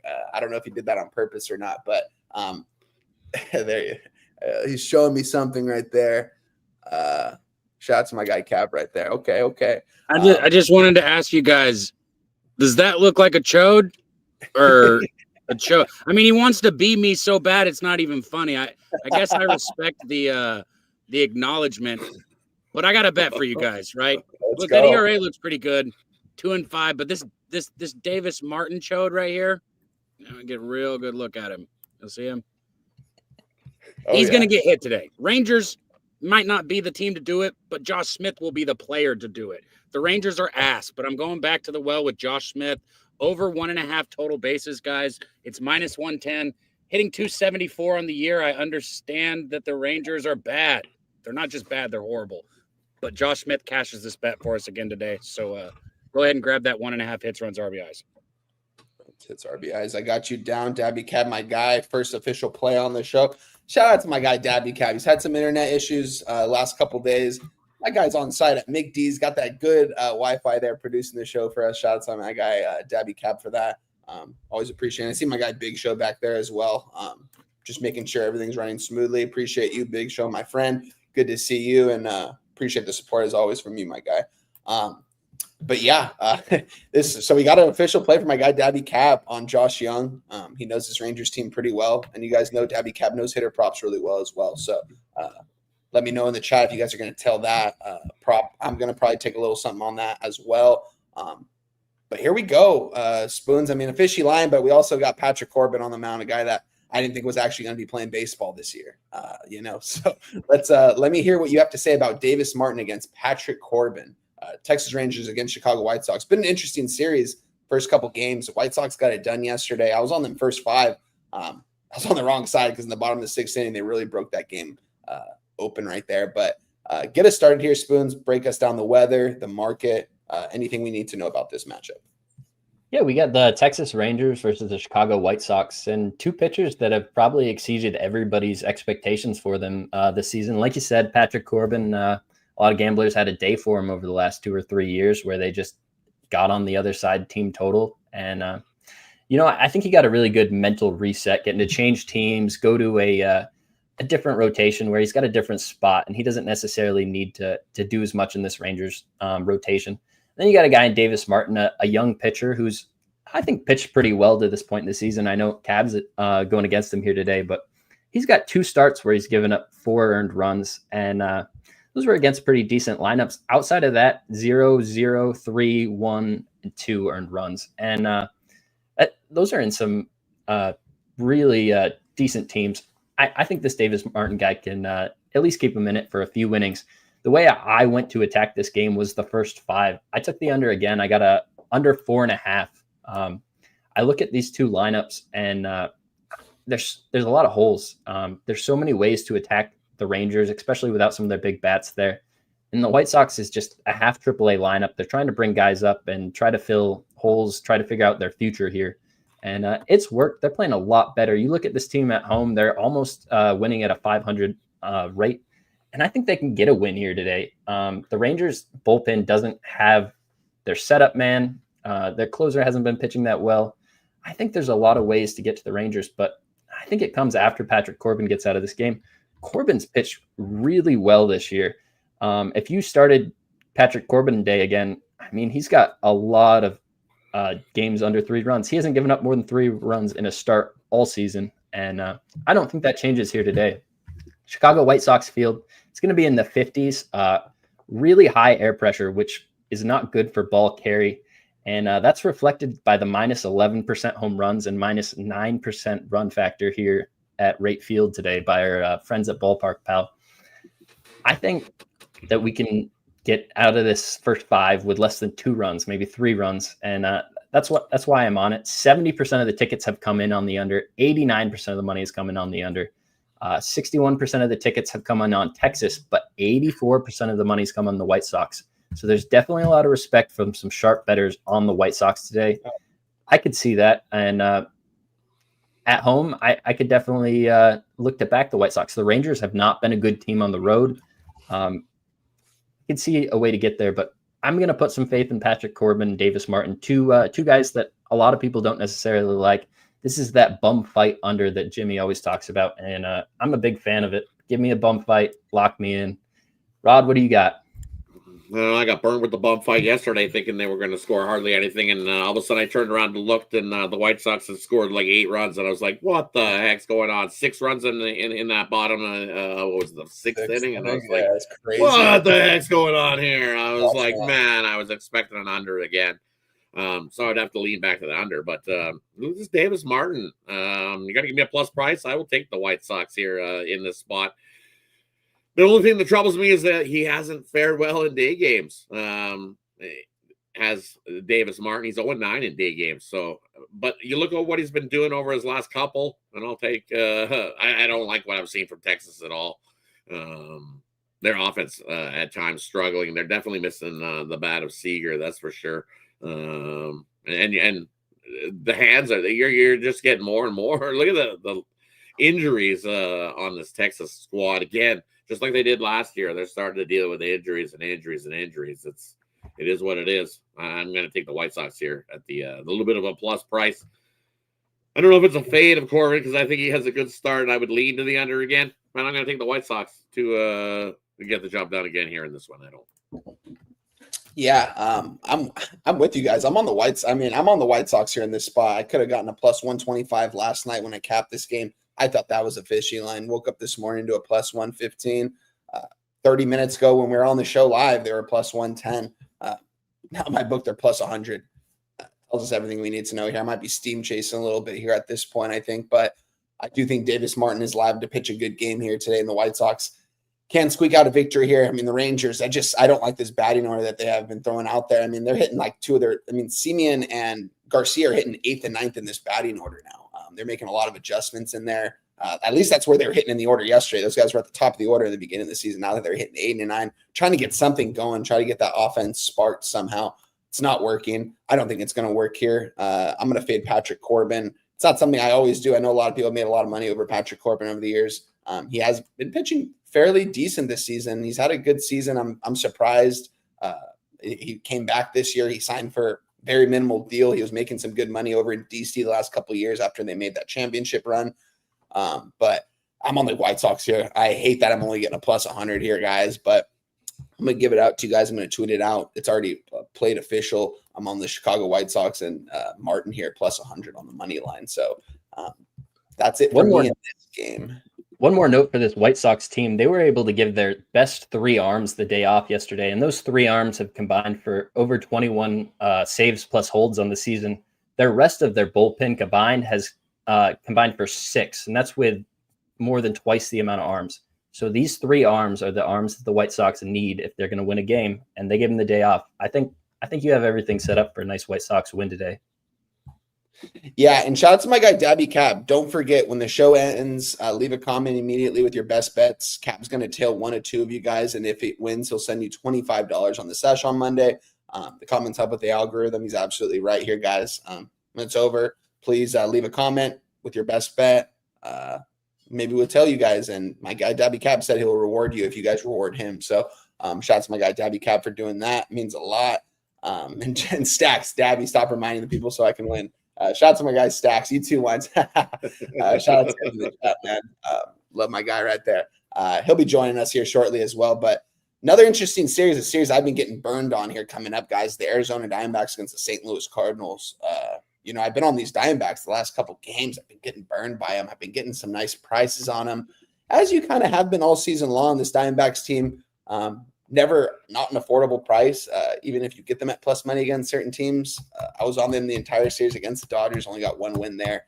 Did get some plus money, but we did lose some juice on the 2 other games.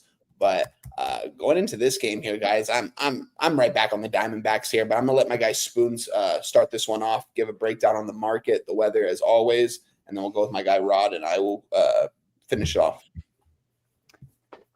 Yeah, so this Arizona versus St. Louis Cardinals game is going to be played in Busch Stadium. This is traditionally one of the more pitcher-friendly stadiums in baseball. That's reflected today with a minus 30% home run clip and a minus 16% runs today at our friends at Ballpark Pal. That's really telling to me. You got 2 decent pitchers on the mound here. Brandon Pfaadt, I think, is probably the future ace of this Arizona Diamondbacks team. And you got a guy in Sonny Gray that, if you look at the season, every game he's supposed to win, he's won. Fangraphs has like a win percentage projection for every team. They run it out through that season.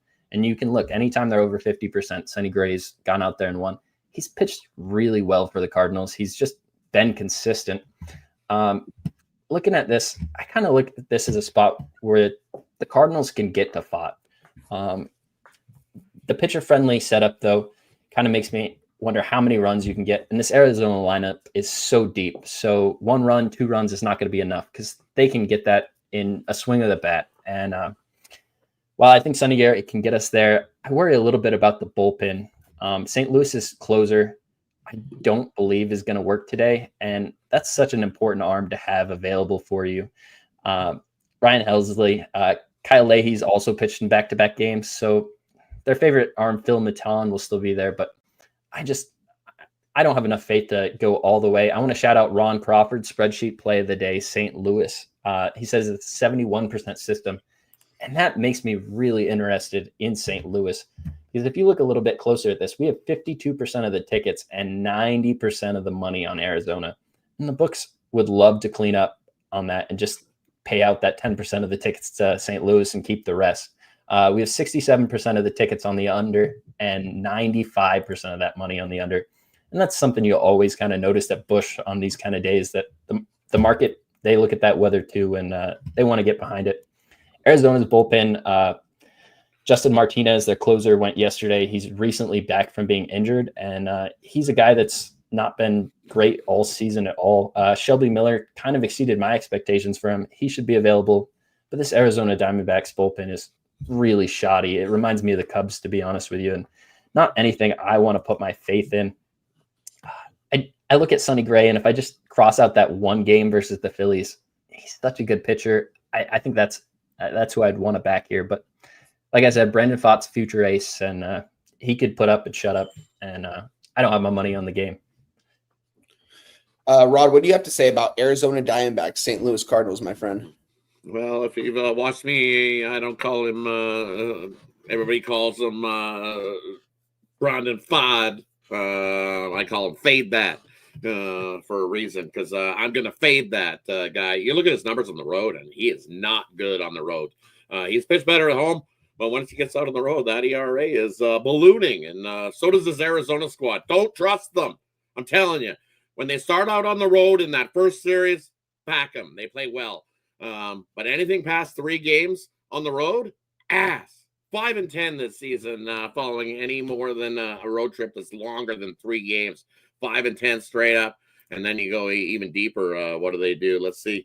Out on the road, like after 3 consecutive road games, 5-10 straight up. Out on the road, 3-8 in this spot after a 1-run loss. So they battle, keep games close, and they just lose it. 0-4 on the road following a 1-run loss is this Arizona squad. I think I've been probably the hardest guy on Arizona all season long. They're not good. I don't know why people think they're good. They're not good. They're awful. They're just taking your money. It's not good. You just look at the starting rotation. P. Fatty is awful. We got Zach Gallen. Everybody's like, Zach Gallen, he's amazing. No, he's fallen. Huge regression from Zach Gallen this season. Just not good. And Ron's on it. Hey, we've been opposite on a few over the last few days, but if Ron's on it, it's 71%. I love the Cardinals in this spot. How can you get off the Cardinals at home this year? Absolutely money at home. 15-3 straight up at home versus right-handed starters. P. Fatty, yeah, take his under outs today. Take his under strikeouts. This guy be lucky to go 3 innings. The St. Louis Cardinals bats are going to smash him. I'll take the Cardinals here. Might even sprinkle a little bit on the run line as they beat up on Arizona. They just get worse as their road trip goes along. Shout out to Rod, man. Those impressive trends that he always speaks about, man. And him and Ron Crawford on the same play here. My guy Spoon's leaning. Definitely makes me think I'm in the wrong direction on this game. I did already move on this at plus 110 though, but my line moved it up to you can get a plus 115 right now. So there is some steam, I think, coming in on the Cardinals, and the line is going towards them here in this spot, and for a good reason. I mean, they've taken care of business in this series. I believe, Rod doesn't like this Diamondbacks team like I do. I like this Diamondbacks team though, and they've lost 4 games in a row. I think they're going to come back here strong. We're getting plus money, but I will say if they get swept here by the St. Louis Cardinals, I might need to take a break on backing these guys because my ROI was in the plus. It's in the minus now while backing them this season. I'm going to go back to the well one last time here, guys. I'm going to take them here in this series to somehow get this done against Sonny Gray, and they can put runs up. I like this batting order. I'm not high on this rotation, though, by any means. In this bullpen, that is what gets tough later in these games if they start to get hit. So we're going to need some hits and runs out of the Diamondbacks here. So I'm on the opposite side of my guys, Ron Crawford and Rod. Spoons, did you make this official, or is this just a lean for you? This was just a lean for me. I did like the Cardinals, but like I said, that bullpen setup just kind of, it took me off. I really want Helsley there at the end of the game for the Cardinals for me if I want my money on him that day. And he has pitched in back-to-back games? Yep. That doesn't mean he will not pitch today, but a lot of times managers won't put him out there. I don't know the Cardinals, how they handle their pitching staff that well, but I don't see a lot of back-to-back-to-back kind of setups for him. So I would assume he doesn't come out there. But if the Cardinals are up 1-0 and the 9th inning comes around, don't be surprised to see Helsley walking right out. Yeah. All right, shots my guy for that. And let's move on then. Let's go to Colorado, guys. Let's go to the worst team in baseball, one of the worst teams we've seen in quite some time. Looking at this team's record, it's still unbelievable how bad they are. I knew going into this year, looking at their roster, they weren't going to be good by any means or even decent, but not even 10 wins on the season at this point. It's crazy, man. Sitting here at 9-43 going against the New York Bronx Bombers, Yankees. Take it away, Spoons. We've got a big favorite here. What are we going to do with this big favorite? And we've got, I think, the biggest total on the board, if I'm not mistaken, at a 10.5. Yeah, this is the biggest total on the board. What do you think, Spoons? Yeah, so this game opened for me at an 11.5 juiced. So this is down a full run on multiple books. Some of that's probably due to the weather in the Colorado area. Talking to some people I know around there, been a lot of rain recently, high humidity, high pressure. Temps only in the 50s. So Coors, while it's always an offensive park, it's not necessarily the most offensive today. It plays a lot better when it's a little warmer. That being said, Coors is just so huge, and we got Senzatella on the mound. These Yankees bats, they project for so many hits today. If you look at Senzatella's game logs here, 4 runs versus the Dodgers in less than 5 innings, 4 runs to Cincinnati in 5 innings, 4 runs to San Francisco in 5 innings, 4 runs to the Dodgers in 4, 6 runs to Texas in 4, 4 runs to the Phillies in 6. I don't understand how the Yankees team total doesn't hit in this game. Like I said, that under weather maybe takes some of that away, but I think Senzatella is a gas can. On the other side of this, I don't really trust Will Warren here at Coors. This is a tough park to pitch in, and while the Rockies lineup isn't that great, I think they could tag him for a few runs. So even though the lines come down a little bit, I kind of like the over in this matchup. I would not back the Yankees on a side. I think that's a ridiculous price, but if you gave me a team total, I could maybe get behind that. I don't have anything in this game. I'm not a huge Yankees or Rockies bettor. These teams are kind of on the opposite ends of the spectrum for me, so they don't present a lot of value here. But what do you guys got in this game? Rod, take it away. I got nothing in this one. Right. This totals. You look at the side, you can't get to the Yankees unless you're going to lay a whole pile of runs, and I don't want to be laying a whole pile of runs with the Yankee squad that we've seen lose the first game of the series. So, what I am looking at though is I like total bases for Aaron Judge. I'll take the over 2.5 here. In the first 2 games of the series, he's had 5 and 4 total bases in these 2 games. He's already smashed a couple home runs. I think he gets over that again. I'll take Aaron Judge over 2.5 total bases here in this one at a -110. I like it. I mean, if I had to take something in this game, maybe I'd take the Yankees team total. It's at 6.5 and it's juiced to -140. And it just absolutely wild. The run line -1.5, -210. Oh man, it's going to be a hard pass for me. I got nothing in this game, guys. Good luck to anyone that's playing this game. That makes a lot of sense to me. One of the worst pitchers in baseball, Aaron Judge, is having a historic season. While I think it's a little ludicrous to say 400 batting average isn't out of the realm of possibility for this guy this year, the way they pitch to him, the way he gets on base, I love that way to attack him, especially in the most hitter-friendly ballpark ever made. That seems like a really sharp look to me. I didn't mention the market before, but we have 79% of the tickets on the under and 90% of the money. 82% of the tickets on the New York Yankees, but only 59% of the money. So there's some sharps out there that think the Rockies got a chance. And the Rockies at home last year, I believe, were the most profitable home team, if you can believe that or not. Yeah, just those price now getting the +200+ consistent. Probably make you sick trying to do it, but yeah. But it was early on if you look at those Rockies numbers last year, you look at the first couple months of the year, they were awful. It took the season, and as you can see now that they're actually starting to hit a little better, but it's Senzatella. Ballpark Pal has a hitter versus pitcher matchup. Every time I've looked at Senzatella this year, he's completely broken the model. It just spits out 10s for anybody. You could put Wine Time and Rod Zawacki, and they'd have 10s in the. And we'd have 10s. Ron Crawford saying 150% chance for rain. So that sounds like a high percent chance of rain to me.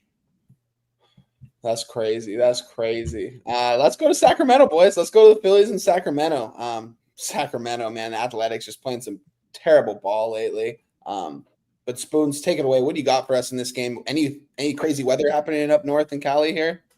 So, like I just referenced the model from Ballpark Pal, they have this is the number one offensive park today with plus 24% home runs, plus 5% doubles and triples, plus 6% singles, and plus 13% runs overall. That's due to the wind blowing out, temperatures in the 70s, humidity between 50 and 60%, and just kind of low air pressure. So there's nothing that's going to keep this ball from traveling. I look at the two pitchers on the mound, and these are two guys I really like coming into the season. Jesus Luzardo, once long ago, pitched for the Oakland Athletics. And when he did, he broke his hand playing Call of Duty. And I think that was kind of the end of the relationship for that team. So him coming back here might be some weird feelings psychologically. On the other side, we got Gunnar Hoglund, a young, mature pitcher making his major league debut this year. He's a guy that pitched in college. He already had Tommy John, was drafted a couple times. He's really earned his way to get to the majors here. And that's pitching in these PCL parks. He's pitched in this Sacramento park before in this past season. And Hoglund had a little bit of issue in his first season in AAA, getting used to the ball. They use different balls in AA than they do in AAA, but the AAA ball is the Major League Baseball ball. And he's really figured it out. He's not a guy with overpowering stuff, but he's just a really good pitcher. And I look at this Phillies lineup. It's full of righties, and there's two good lefties. I think Gunnar Hoglund can pitch around those two good lefties. Lefties don't have good numbers off him. And I think he can keep the ball on the ground. This guy, this is a walk in the park for him. He's used to pitching in these PCL parks.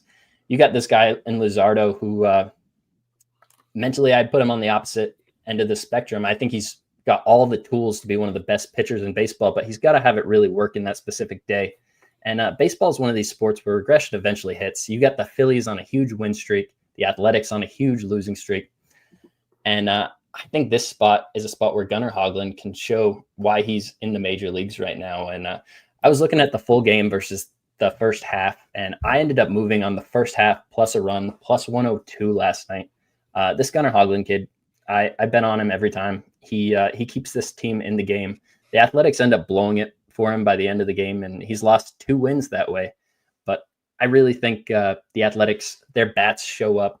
They can get you the runs you need to stay in this game if Gunnar gives up a run or two. And I really think they can tag Luzardo in this park today.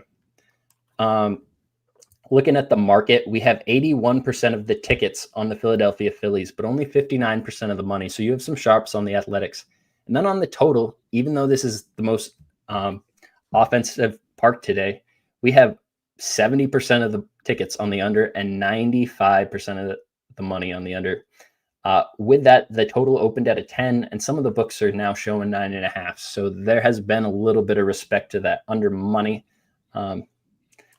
I'm on the Athletics first 5 plus a half. I really think just get in, get out with Gunnar. I think Luzardo, there's going to be a lot of chances to back him this year, but I think there's going to be a lot of chances to fade him too. And this is a perfect spot for me. I see that giant win streak versus the giant loss streak. Nobody wants to back the Athletics after last night, losing it again in similar fashion. I ended up getting on their team total, and I was happy to watch that and just be done with it. What do you guys got in this game? Rod, take it away, my guy. Ooh, well, for me in this one, I think this is going to get really lopsided and ugly for me in this one. Oh, Rod, I think he froze. Yeah, see if we can get in and back out. Cannot try to. Am I good? You good? Yep. We good? God damn it. Wine time, let me do my job. My bad, Cav. Take it away, Rod. You're good. All right. So for me, it's just I don't want to try to catch a falling night with this Athletics.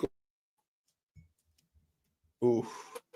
Yeah, Cav, you want to take him in and out real quick? Sweet. We'll let him reset for a little bit and see. Rod, maybe reset really quick and then come back in. Okay, hold on. I'll just pop back in. There we go. That looked a lot better. Sweet. Yeah. We'll get my guy Rod back shortly here, but let me take Do you have this anything one. on this game one time? I don't actually. I was on the over in this game last night. Got the over 10.5. We cashed with ease yesterday. Gave it out like an hour or two before game time. I don't like the over here though in this spot. I think this might actually go under here, especially seeing a 10 here. I was expecting to see a 10.5, but sidewise it's just too tough for me. I don't know if I could take the Athletics here. They've been playing such bad baseball, but at the same time, they're due for to at least get a win here. In the Phillies, and what is this, 9 games in a row for them? I think that they've won straight now, 9 straight, and I think the Athletics have lost 10 or 11 straight games. Yep. Something's got to give here at the Athletics. I can't get to the window with them, especially being nearly plus. I know the Phillies are a really good ball club. I mean, Athletics plus 150 on the money line right now. Good value for sure. Team total, I'm seeing a 4.5 at plus money as well at plus 110, but just nothing I want to move on here.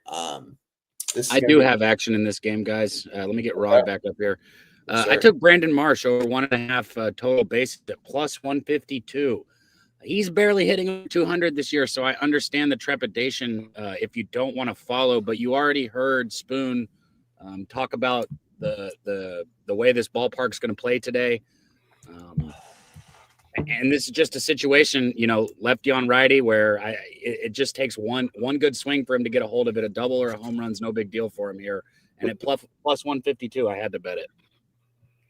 I like it. Getting some good plus money there, Cab. I mean, if you hit that, you really just have to hit one of these bets and you're going to be at plus money. So shout out to you, my guy. Thanks for sharing your action. Rod, what were you saying about this game? All right, looking at this game again.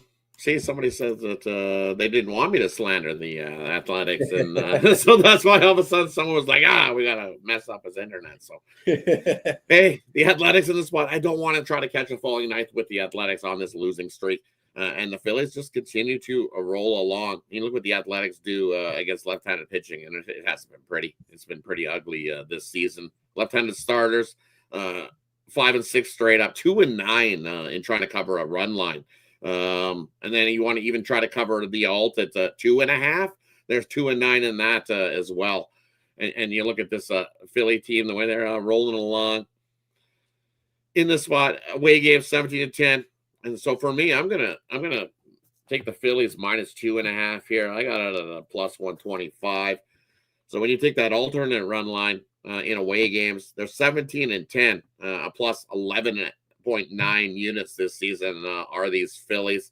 And you look at the opposite side of things when the Athletics trying to cover that opposite run line, 10-17, you'd be down 13 units here in this spot. But the thing that really set me off is when you see a total of 10 here in these games in Oakland, they're 1-10 when the total's been above 10. And the average score in those games has been 8-4 for the opponent. So I'll lay the 2.5 here with the Phillies. I think they have no problem beating up on the Athletics and get us a 3-run or more win in this one. Yeah, I like the way you're going. If you are going to take the Phillies, I think that 2.5 is the way to go. You're getting almost plus 150 on your money here, laying the run line here. And I do think if they take care of the Athletics, it will be by margin. Nothing for me, though, in this game, guys. We're going to go to a game that has another fishy line here. We're going to go to my hometown team right here, the Anaheim Angels here. Miami Marlins against the Angels. Angels, they're on a nice little win streak, 8 in a row. Took a loss yesterday. Their number 1 pitching prospect came in relief. Caden Dana looked awful. I'm not sure why this guy's a top pitching prospect. He doesn't have good stuff. His fastball goes 93, 94. Nothing really has me thinking why this guy's a top prospect right now. I do like that he's going to be working out of the bullpen a little bit more because I don't think this guy's a starting pitcher in the Major League Baseball level. With that being said, though, Spoons, take it away. What do you think about this game? Are the Marlins going to take care of business here? Because the market's telling us that. Marlins are pretty much almost a favorite here at this point, plus 100 right now. They were plus 125 last night when I looked at this line. What do you have? Yeah, so I see this line opening up at minus 140 in favor of the Angels and plus 120 for the Marlins. And now a lot of the public books are offering minus 120 on the Angels. And I see some of the offshores are minus 112, minus 110-ish. So definitely some of the sharper books are thinking Marlins are live. And I'm going to say that respect's coming from the fact that 50% of the tickets is on the Marlins, but 93% of the money. So some really big bets are coming in on the Marlins. you factor in the juice you had to pay last night to bet the Angels, that means all the money it really is coming in on the Marlins. And that's why the books have kind of changed this line a little bit. When they're changing a line, it's not necessarily to balance out where the money is. They're just trying to not offer a plus EV bet to the public. And I think they're just respecting the Marlins here. There's a lot of volatility between these two pitchers. Edward Cabrera has some of the best stuff in Major League Baseball. But that being said, sometimes he can't find the strike zone, and those walks turn into home runs. And this Angels lineup has really shown the propensity to hit a ton lately. So I could see Edward Cabrera getting hit up. On the other side, Kyle Hendricks, past the prime of his career, a guy that is kind of the opposite of Edward Cabrera. He doesn't have that stuff. He's got a 90-mile-an-hour fastball in the best of days and an 88-mile-an-hour changeup. And that changeup's what's gotten him paid for years. He's in this Angels lineup to be kind of a stone, help some of the younger guys get up. I don't think they're necessarily expecting any sort of Cy Young stuff out of Kyle Hendricks at this point in his career. It's too volatile of a matchup for me because Kyle can come out there and give you 7 innings, really great ball, or he can come out there and get absolutely smacked around too. And these Marlins hitters, a lot of people don't have a lot of faith in them, but I think in the right situation, they can really get to him. Looking at what they've done versus right-hand pitchers lately, they only really got to Ben Brown and Shane Baz. They got to Taj Bradley and Jamison Tyone, but they weren't able to get to Rasmussen at all. They weren't able to get Tyone the second time around, and Cade Horton, the young rookie, they weren't really able to do much with either. So I'm not really I don't have a ton of confidence here. I think the Angels would be my lean. I see all that money on Miami. I don't agree with it. I think Kyle Hendricks shows up today and kind of frustrates Edward Cabrera because he's over there missing the strike zone and then watching the other guy come out and being really effective with an 88-mile-an-hour fastball that he could throw when he was 14. So I think this is an Angel spot for me. I ultimately did not move on it. We have temperatures in the high 60s, low 70s today. A little bit of wind blowing out. The park factor here at Angel Stadium today is plus 5% home runs and minus 3% runs overall. So nothing really to worry about all that much. You guys can take it away. Rod, take it away, my guy. I'll hit on this last. And for me, looking at this one today, you know what? I get why people are betting the Miami Marlins here in this spot because you look at day games, the Marlins. I would lean more to that run line though. That run line 13-8 are this Marlins squad to that run line, and you're up 5.3 units betting that run line. Here in the spot, as you alluded to, against right-handed starters, 21-17 to that run line. So they've covered the run line. They haven't actually won outright against right-handed starters, but covered the run line and up units is this Marlins squad. And then you look what the Angels have done in day games trying to cover run lines, 5-10 in day games trying to cover 2 runs or more. They just haven't done it. Even straight up day games, 7-8 is this Angels squad. And in this win streak, when you look, a lot of those games have come where they've been the dog in that spot. So from looking, I don't want to try to take a side here. I would lean to Miami, but I'm going to take the over here. I think we see plenty of offense from both of these squads. You look at the Marlins in day games, 13-8 to the over. And then you look at the Angels, what they've been doing over the last month, 18-9 to the over. Day games, 9-5 to the over. You've been making money betting overs. Angels, after winning 2 or 3 this year, 10-2 to that over. I got this at least 11.6 runs scored in this one. So at 9, I think we get double digits. Give me the over, Angels and Marlins. We'll make that official. Yeah. I love it, man. I'm pretty close to that over as well. I'm close to the over. I'm close to the Miami Marlins here in this spot. I just think the books are moving this line probably for a good reason towards the Marlins. I mean, the Angels are just playing such a better brand of baseball. Kyle Hendricks, I mean, Spoons touched on it. Angels kind of signed this guy to be a veteran presence in that dugout. How about the younger guys? They have guys like Soriano, guys like Ben Joyce in the relief role, who's now hurt. But these guys kind of gave Hendricks his props this last offseason. Really working with them in the bullpen as well. And Travis d'Arnaud, another veteran catcher. He'll be catching him. These two are pretty good friends. They've had a good relationship since they both came to Anaheim this year. I believe they're both from the area as well, if I'm not mistaken. And and they're both probably at the end of their career. This is Kyle Hendricks last year. He'll ever play professional baseball for good reason. I mean, this guy's good for maybe 5 innings, I would say, nowadays, especially going deeper into the season. He doesn't Spoon's touched on it. His 90-mile-per-hour fastball is not going to fool anyone. He's really got to hit his spots out there. That's the main thing. And he's going to need soft contact. He's not a strikeout pitcher. I mean, what better to do against this Marlins lineup, though? Tiger's just hitting Allen right now. I think that's 5 straight hits right now for the Tigers off Allen. So hopefully we get Allen out of there, man. That under was looking like magic there for the first 4 innings. But with that being said, I have a lean towards the over 9 here in this spot. I just think there's going to be a lot of runs scored. I think they're going to be able to hit Kendricks, and also the Angels are going to most likely hit Cabrera here. Their bats were quiet yesterday. I think everyone in the lineup nearly had a hit, just at different parts of the game. They couldn't get runners in. And they faced, Cal Quantrill, another guy throws meatballs out there at 90 miles per hour. They couldn't hit him yesterday. I expect them to be able to hit today. I just don't know about this Angels bullpen. You guys have heard me talk about it. It's the worst bullpen we may ever see in the history of baseball. And I'm not exaggerating, and I'm not saying that just because I'm an Angels fan and there's shit in the bullpen. It's because it's facts. They don't have a lot of solid arms in there. While these guys are guys that they brought up from the minor league system that they would hope that would be ready. They signed a couple veteran guys, guys like Kenley Jansen. We've seen him be lights out at times, but then at times get lit up when it's not a save opportunity. As of right now, it's a pass, but I have to lean towards the Marlins in the over, and I will most likely be on this game before first pitch. But that's it for me in this 5-0 Tigers. Wow, just crazy. I'm not sure what's going on right now. I don't got the game up, but absolutely wild. 5 runs explosion in this 4th inning here. 3 more Ks. Let's go. Go, Scooble. Yeah, I saw through 4 innings. I think he had 5 strikeouts. You got 5, yeah. 3 more to go. Yeah. So let's go to Atlanta. San Diego and Atlanta Braves struggling. San Diego Padres team and struggling big way right here. Spoons, take it away on this breakdown. You're muted. Yeah, you mentioned this. We have a struggling San Diego Padres team, but they have one of their best pitchers on the mound today in Dylan Cease. And the Atlanta Braves, the offense is really starting to come together. They have Acuna back. The lineup's getting healthy, starting to hit. They're playing in Truist today, and this park can be really offensive under the right weather. There's a little bit of chance for rain, but I think it's going to be a decent day at the ballpark to hit some runs.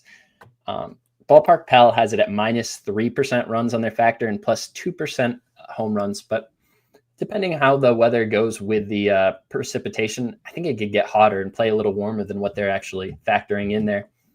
Spencer Schwellenbach is a young 22-year-old who's really showing his stuff. And Dylan Cease, he came up with some of the best stuff I've ever seen in the minor leagues.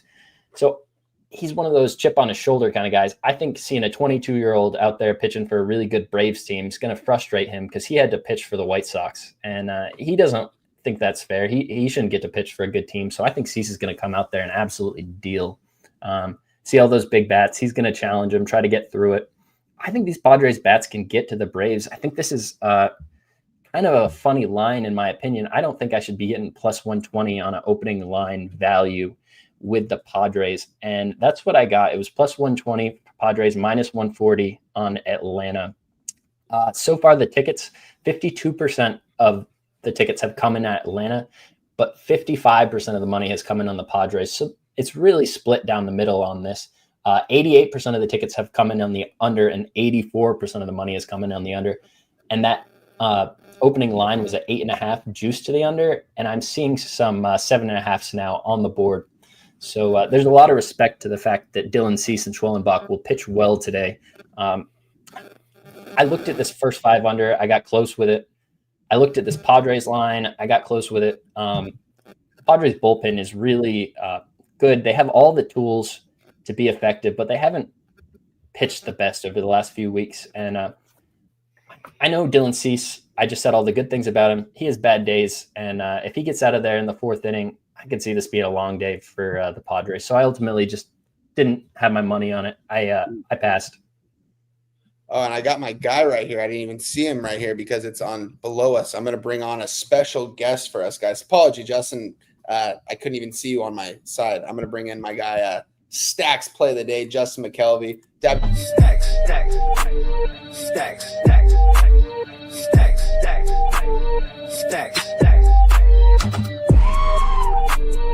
Stacks. Stacks.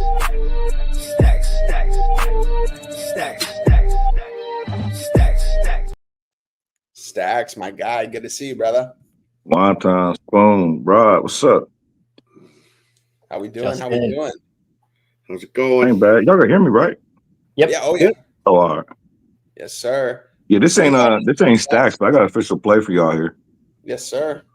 Yeah, I got Stacks coming in the next game, and that's Stacks in basketball. But I'm on Ronald Acuna over 1.5 bases plus 115. I think it dropped down to like 110. He on fire. He has an off day tomorrow. He can rest before we play Philly. Shout out Rays. We're gonna bomb y'all.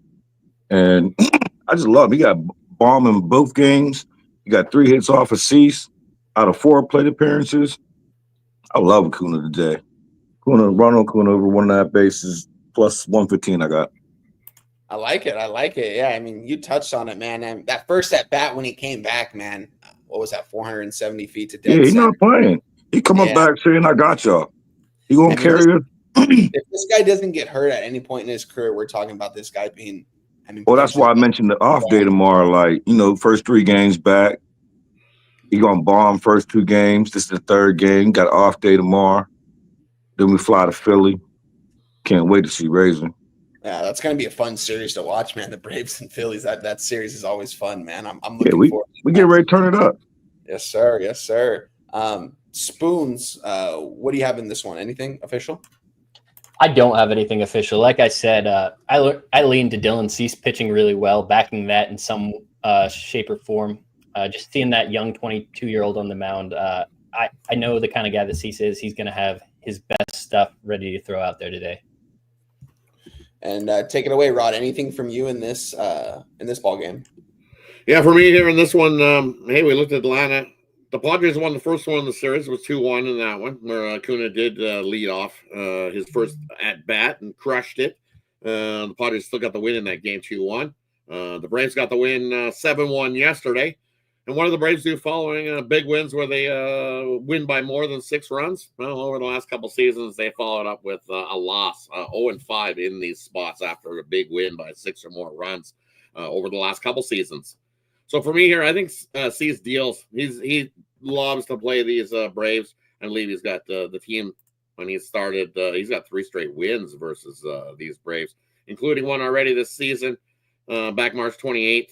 It was a 4-3 win for the Padres. He went 4 innings, gave up 4 hits, 3 earned runs.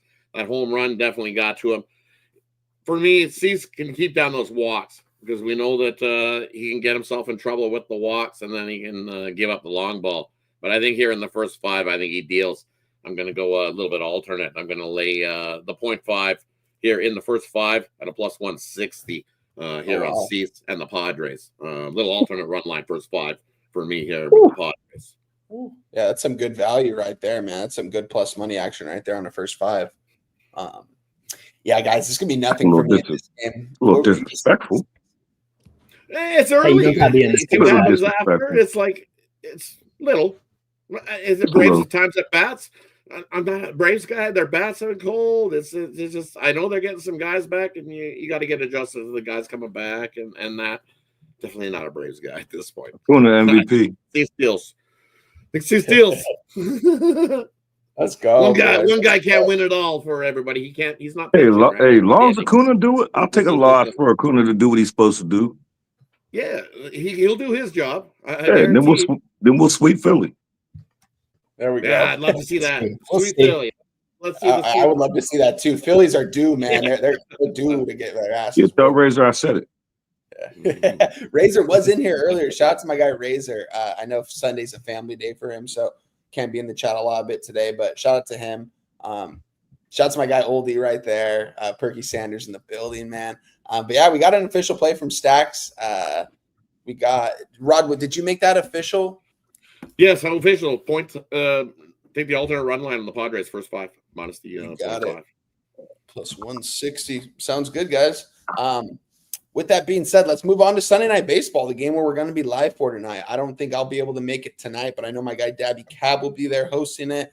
Not sure about Jose. I know he's got something going on today, but Spoons, are you going to be able to make it for the live stream tonight?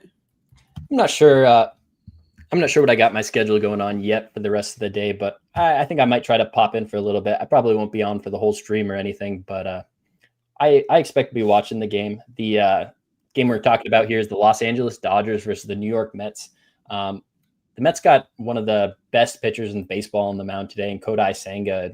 He's really been the benefit of pitching at a lot of pitcher-friendly fields this year. Citi Field all season has been really pitcher-friendly. While it's cold like this, it plays that way. Today, it's the number one pitcher-friendly park, minus 17% runs, minus 27% doubles and triples, and minus 12% home runs at Ballpark Pal. And I think this is just going to be a good spot for Senga to be successful again. I look at Landon Knack, and he's not a guy I trust that much. I think the Mets are the side here. That being said, I think Senga is going to be due for some regression coming up, and I think that'll come in some warmer weather outside of a pitcher-friendly park. But this Dodger team is the kind of team that's going to hand him that regression. This guy, it's a split, the fork ball, the ghost fork that everybody really loves. It's an interesting split, but when it doesn't play that well, his stuff is not overwhelming, and I think he's going to get touched more than he's shown this year. It could only be Mets for me here. The market in this game, I see 60% of the tickets on the Dodgers and 88% of the money, and then I see 65% of the tickets on the Mets, and 93% of that cash is on the under. So that is rather interesting. I see it open at 8.5, and still 8.5 everywhere, even with all that 93% of the money on the under. So they're definitely respecting that. One thing I've noticed with Sunday night baseball games is right after the 4:00 games get halfway over, you start seeing a ton of cash and line movement in this game. So if you're somebody that likes to look at the market, maybe check back in this one in a few hours. But I ultimately did not move on this game. Let's hear what you guys got. I believe our guy Justin Stacks has another play in this game. This is actually Stacks play today, number one. I'm on Ohtani over 1.5 bases plus 100. Coming off of 0 for 4 last night. Got a couple hits off of Senga. Sunday night baseball, I love it. My other Stacks is in basketball. Y'all can check Twitter for that. Yes, sir. Yes, sir. I like it, man. Rod, you have anything? I have something in this game. I'm gonna go last though. Rod, what do you have in this game? And for me in this game, I kind of like that Ohtani look. Last time he's seen him, he got an RBI, a couple of hits, a couple of runs. He definitely likes seeing Senga on the mound. But I think he got a little pitcher's duel here early in this one. I just wanted to check something. I wanted to see when was the last time that Knack started. Has he had a extended rest here since he pitched last? I'm just want to. I think it's been 5/19. So 6 days, right? Yeah, so he's had a little bit extra time off, as they say, to roll here in this one. It's just, and so I'm gonna take the Dodgers here, full game here in this spot. I know the Mets and Senga, they can deal early, but I think Landon Knack will be able to hold down this team, and I think this Dodgers offense is just too much once after you take if Senga doesn't go at least 7 innings here. I don't trust this Mets offense to be able to score enough runs to be able to keep up with this Dodgers offense. They did get a win last game, but on that Friday game, man, how many times did the Mets have to win that game? And then they just runners in the scoring position. Soto went 0 for 5, so he hasn't been hitting very well for the Mets. I know it's a big plus price to try to bait the Dodgers, but I will take it. Give me the Dodgers and Sunday Night Baseball. I think they step up here in this spot and get the win. Yeah, guys. I'm gonna be on the opposite of my guy Rod here. I'm on the Mets. I've been on them every game this series. I'm just gonna continue to back them here. I think that they're gonna get it done here on Sunday Night Baseball at home. This Dodgers team, man. Don't get me wrong. Ohtani, Mookie, Freddie, Tescar. They've got some good batters in there. I think the Mets, they want this game a little bit more. I know they're going for the sweep right here. Dodgers, I will say, though, they were a plus 110 at some point, and now I see them currently on my book at a minus 102, and the Mets are currently a minus 108. When I tweeted this out earlier, I want to give you guys the appropriate number. What I got Mets money line minus 120, so significant line movement against me, which I don't like to see here on Sunday Night Baseball. I think they go for the sweep here, though. I think Senga's going to go out there. You guys touched on he's one of the best pitchers in the league right now. I think he's going to go out there and have himself a good game. Mets get themselves a win here against the LA Dodgers on Sunday Night Baseball. So, yeah, I'm on the short and sweet, guys, but I'm on the Mets here in this spot. I've been riding them all series. I'm not going to get off the train right here. I think they go for the sweep here. Series 1-1, just so you know. Can't be sweeping it. I'm about to say they're going for the sweep. Oh, shit. Yeah, that first game was okay. Yeah, you're right. That first game. It stunk in extra innings. The Mets couldn't get a hit. Extras. Plenty of times to win that game, and they blew it. Nothing official. That's why I asked. I'm on the Mets first five.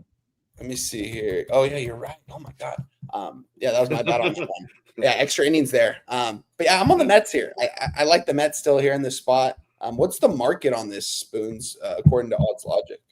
Yeah, I'll hit that one more time here. The Dodgers have 60% of the tickets right now and 88% of the money. 65% of the tickets have come in on the under, and now 91% of the money on the under. That just changed in the last few seconds. But this line opened at a minus 135. I see a minus 115 at DK right now, a minus 110 at some of the offshores. So it's definitely coming down. Yeah, Fanatics even has a minus 110. A lot of respect being paid to the Dodgers. So kind of interesting. One thing I didn't mention here, the Dodgers bullpen is not in a good spot. They have half of their guys on the IL right now. And Tanner Scott, the guy that's being their acting closer, has blown 2 saves in the past week. This is not a comfortable bullpen to hand the ball off to, and especially a young pitcher like Landon Knack. I see a lot of ways for the Mets to tag him. It's not enough for me at this point. I might hop on with the guys and try to get in on a live bet. I've had a lot of success with that this year on those standalone games. Yeah, I definitely don't like to see the line movement go against me here in this spot with some more of the bigger bets coming in on the Dodgers. We'll see where this ends up closing at. We still have so much time before first pitch. I'm hoping that it goes back up to the Mets, but we will see. But yeah, we're looking at a total right now, 8.5 minus 120, juice to the over. Dodgers team total right now is sitting at 3.5, juice to minus 140. Mets team total over 4.5, plus 105. Oh, man, I've already played this game, though, guys. I didn't get as good of a number, so I don't like it. But I tweeted it out. I like it. I'm still going to give you guys out that play today. So with that being said, guys, that was the MLB card for today. Appreciate you guys, man. We're going on 2 hours here. Appreciate everyone in the chat that showed out. I know we had some people that have been dropping in the chat these last couple of minutes. People just waking up. I see my guy MMA Locker Room in the building. Shout out to you, my guy. He said Ohtani home run day. Juan Soto, too. I know he's been hitting well on those props lately. Ron Lofton, appreciate you, my guy, for always stopping in. Stacks, I'm going to start with you, my guy. Go over your plays. If you want to share that NBA play as well, you can do that as well. Yeah, I'm Stacks play day number 1 is Shohei Ohtani over 1.5 bases. My other official play is Acuna. I forget that. Over 1.5 bases plus 115. And I'll give it to y'all. I'll make it official. I got Jalen Brunson over 30.5 points minus 110. Ooh, okay. Brunson's gonna eat tonight. I like that. I'm on the Knicks in tonight's game. I mean, they down 0-2. Like, can't count on nobody else. Just go out and give me like 40. Yeah, they need to slow this game down. They can't be playing fast with the Pacers, man. The Pacers just have so much energy right now. And the Knicks don't. Yeah, I'm done fading the Pacers. Yeah, I'm done. Yeah. The Pacers, I mean, dude, back-to-back Eastern Conference trips on their way. My homie I do a show with, he's from Indiana, and he a Pacer fan, man. He be giving me hell. I keep fading him. I'm done. I ain't doing that no more. I've been fading him since the Bucks. Like, I'm done. No, I feel it. Shout out to my guy, Rob Freed. He said, can he get an NBA birthday pick, guys? My NBA birthday pick is going to be the New York Knicks on the money line for you. Stacks, you heard him. Brunson. Jalen Brunson over 30. Over 30.5, minus 110. Sweet. Appreciate you, Stacks, my guy. Feel free to hang out until we end the show. Rod, appreciate you, my guy. You were on here for the entire show, man. Broke the card down like a pound for us, man. Love all the work you're doing on YouTube, all the channels. Love watching you, Cat, my guy. I'm so glad you're able to come on here with us. Yeah, that's crazy. I'm on with Rod. I be watching this cover the spread every day. I be putting my little plays in this show. Yeah, it's crazy, man. Yes, definitely. Shout out to Rob, man. Rob, can Can you give yourself a plug here? We're not doing a great job of it. Tell us everything you're on, where we can find you. You're just a pioneer in this industry, showing us how to do this. Where can we find more of you? Most of the time, every day during the week, or most 7 days a week, you can find me at Tony's Picks in the morning show, 9:30 a.m. Eastern. I do a morning show there, covering everything. And then during the week, you can find me on a happy hour show, same channel, 5 p.m. Eastern. We go break down the slot late in the games where we get all the information late, kind of an afternoon show. I do Monday to Friday there on that same channel. And then, as Stacks alluded to, you can find me at Giving Out Plays on Cover the Spread as well, there as well. But most of the time, you see me at Tony's Picks in the morning show, 7 days a week. And then on that happy hour show in the afternoon, with big group cappers going over the afternoon plays, because you get that late info. Sometimes as this baseball season is going to roll along, we'll be seeing a lot of DVD starters in the morning slate of games. It'll take a little bit to see who's going, who's coming in, who's coming out. And then shout out to happy birthday to Rob Freebands. Happy birthday to you. You know what? Take the Knicks in the first half. I think they come out. They head into that locker room with a lead. I'm going to take the Knicks here in the first half. You can make that official too. Take the Knicks in the first half. You look like they've seen in game one of the series. You alluded to that you don't want to run and gun with this Pacers squad, but look what they did in that first game of the series. They did play run and gun with the Pacers, and they outran and gunned them in that first half. And I think that's what they do here. But the only difference is you got to slow that game up and play that slow pace type of game with the Pacers in the second half. So I think the Knicks come out shot out of a cannon here in this game 3, and they had that lead heading into the locker room. So I'm going to take the Knicks on the money line here in this first half. Heck yeah, I love it, Rod. Yeah, I think I'm gonna tell you on that too, because it's kind of like the Minnesota Timberwolves for me yesterday. I was on them first half. I wasn't on them full game, but I was on them first half, being 2-0 at home. And I know the Knicks are going on the road here. I'm still going to take them first half because I do think they come out there firing. It's really the second half adjustments that Rick Carlisle's been making, and it just seems like the Knicks are running out of gas late in these ball games. I mean, these guys play 40 minutes all season long. These guys aren't Superman out there, man. They need some rest. Because of Tibbs, man. They're killing these players. He's running his guys into the ground, and every single year you see him get slandered for it. Like, why are you playing your guys so much during the season? Continues to do it. That's the style he likes to coach, and he's never going to change that style. If they get swept, he's fired. Potentially, yeah. That'll be an interesting topic to talk about, Stacks. Yeah, that's he's fired if they get swept. Because they've got the team that, like, I mean, can you put together a better team than what they have? I mean, all these guys like playing together. They played in school together. It's not the team. It's him. Yeah. But you look what the Knicks have been doing. They're trying to run and gun with the Pacers. What the Pacers do last year, right? They all they did was go, run, gun. And then as the playoffs roll along, they ran out of gas. But this Pacers squad that we see this year, they're not running out of gas. No. they played such a pace last year that they learned that, okay, I can play at this full pace. And they've just built up that tolerance to run at the full pace. This Knicks squad just isn't quite there yet. If this Knicks squad, even if they get swept here, watch out next season, because they'll have figured it out. They've made it to this spot, and they know they can run and gun, and they'll conserve a little more energy earlier on in the season to get to this point. It's the same thing that the Pacers have done this season to get to this point. But then look what the Pacers are doing, lights out shooting. They're hitting 50% of their field goal shots. Who else is doing that? Yeah, not anybody else. And then look at OKC on the road. Well, their numbers are awful. I don't know. This is the Pacers championship to win. I'd love OKC, but that's why I want to see OKC versus the Pacers. That's what I want to see as well. Thunder against the Pacers. That'd be, I think, a good NBA Finals. But yeah, I think the Pacers might edge them out there. I think that Pacers' time is to win now. They got to win this year. I don't know if they're going to have another opportunity to go this far 3 straight years, or even in a couple years if next season it's kind of a letdown. But this is the year to do it for them. But it's also the year to do it for the Knicks too. So we'll see. Shout out to you guys. Shout out to you, Rod, my guy. Appreciate you for sharing your action. Hey, Rod, one last question. I know we just went over NBA, but I see all the Oilers gear on. There's a big game for those of you who don't know today. NHL playoffs start at 3:00 Eastern time. Oilers Stars. This has been a great NHL series between some great teams. Yeah, day game today there, Stacks. They're going to put a day game on in the NHL. I was peaking at a -1 on those Oilers. I like them a lot, but the Stars team is showing the potential to be really good. hang with anybody. You got any looks on that you feel comfortable hanging or giving out to us? Well, I'm a true Oilers fan. I've been cheering for the Oilers since 1981. I moved to Edmonton in 1981, so Oilers fan for since then. I've actually got to witness the Oilers hoist some cups. I got to watch Gretzky get married at the church in Edmonton, and been part of the parades down the street with the cup back in the day.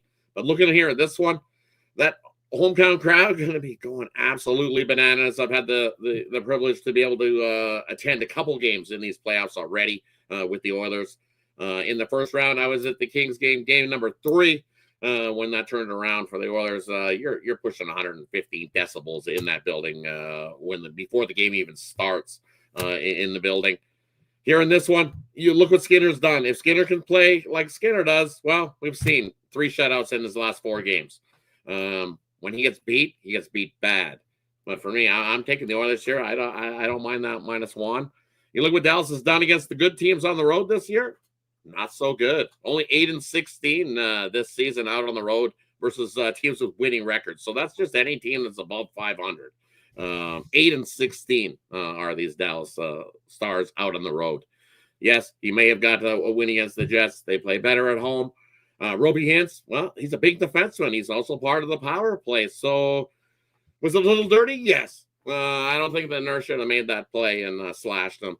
The Oilers don't do that and get themselves into penalty trouble like they did in that game 1, where it just snowballed, taking silly penalty after silly penalty after silly penalty. That the Oilers get the win and go up 2-1. But the better play for me is take that under. It's come down to 6, I see in most places. I got it at the 6.5. You can still find it. It might be a little juiced, but I'm still taking the under 6.5. And if I can't find a 6.5 that's come down to 6, take the under 6. First to 3 wins this game. I love it, Rod. Thank you so much for sharing all that with us. You're just a unicorn capper, can cap it all. It's impressive to watch. I been a big fan for years. I think everybody in the chat saying the same things. Thank you so much for coming on this weekend. It's Memorial Day weekend, and it's important to show gratitude to all the people that have come before us down here south of the border. We have to remember the people that have taken that great sacrifice for us. But I think it's just a wonderful weekend. Enjoy your cookouts, but remember why we get this extra day off. And thank you to all the people that have come before us, and especially you, Rod, today for giving us your time. Justin, thank you as well for giving us your time today. Appreciate everyone for stopping in, hitting the like button, sharing it with your friends. I think today went really well. I'm excited about the card. I just have those 5 bets. I put the one in on Vladdy Guerrero for the home run. Took the over 9 in the Jays-Rays game, the under 4 in the Royals-Twins first 5, the under 4.5 in the Rangers-White Sox first 5, and the plus half a run with the Athletics in the first 5. Good luck to everybody. Wine time. Take it from here, bud. Yes, sir. Yeah, great work as always, guys. Appreciate you guys for showing up. Rod, his first time on the show, man. Hope you're able to join us again. One of these shows this year, man. It was a blast doing this with you. Stack's my guy, man. I've been talking sports with you every single Saturday and Sunday for almost a year now, my friend. It's a pleasure doing it with you, my guy. And my guy Spoons, man, every single week, every single Sunday. We've been doing this show together, man. Love doing it with you. Let's continue to grow this channel, guys. Guys, if you're in the chat, make sure to hit the like button. We've gotten to pretty much 150 likes in the first 2 shows. Today, we're not even at 100. So let's try to get to at least 100 here, guys. So if you guys can, I greatly appreciate it. Leave your comment after as well. You guys heard Dabby Cab. He's going to give out $25 to someone that makes him some money. Yeah, my guy Stacks. He wants that 25, man. He wants that paper from Dabby Cab, man. I don't never win shit. Shout out to him, man. Appreciate him for doing that, man. And appreciate you guys as always for showing up. My place for today, I'm on this Giants Washington Nationals under 8 -120. I'm on the Cleveland Detroit game under 7.5 -120. We had a lot of runs scored in 1 inning, but the live total is back to 7.5. So let's look to have Scooball keep shutting these guys down and keep striking guys out for my guy Rod as well. And then also I'm on the Diamondbacks money line plus 110. And the Cubs game over 9. And then also we are looking at I don't know if I mentioned this, the Rays game over 9. It's down to an 8.5 now. My guy Rod might have been on the right side on that one because we're seeing 8.5s all around the board right now. So you can still get an 8.5 if you like the over, but definitely moved a little bit towards the under, which has some concern for me, as you guys know. But and also I forgot to give out the most important play, guys. The Mets money line -120. I gave that out earlier in the show as well. So we've got some good plays today, guys. They're all going to be posted on X. Follow me on X, Wine Time Sports. Follow all these 3 great cappers on X, man. Appreciate you guys as always. We're nothing without you guys. We're going to be back next Sunday. We try to keep doing these shows better and better every single week. Most importantly, we got to win today. Shout out to all the men and women out there for Memorial Day tomorrow as well. Sacrificing. I'm going to be doing the Murph Challenge at 6 a.m. tomorrow, which is 2 miles, 100 pull-ups, 200 push-ups, 300 air squats. I'm going to be doing that stuff first thing. I do that every single Memorial Day. It burns me. It kills me. What is it? It's the Murph Challenge. Outrageous amount of pull-ups. Yeah, Never heard of it. So it's pretty much someone that sacrificed. He's based off a character in a movie, but he's also a war hero, and he did that workout every single day. And some Memorial Day, a lot of people in the fitness industry kind of do that workout. And I got onto it a couple years ago, and it's one of the best workouts to do. And you feel freaking burnt after, but you feel amazing. And but what is it though? So it's a mile run.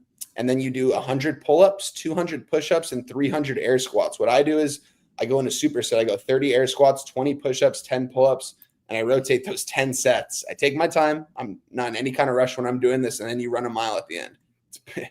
It burns you. You're supposed to wear a vest, but I'm not going to lie to you guys. I'm not going to put on a weighted vest, man. I'm 185 pounds. That's plenty for me to pull up. I ain't going to pull up 200 pounds. I ain't going to do that. So shout out to everyone that's going to be doing that as well. Appreciate you guys, man. Hope to see you guys as well. Follow all these guys on Twitter. As I said, I'm going to outro us out right now.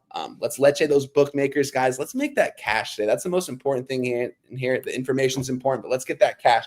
Letche those bookmakers, boys, and let's go. Let's go.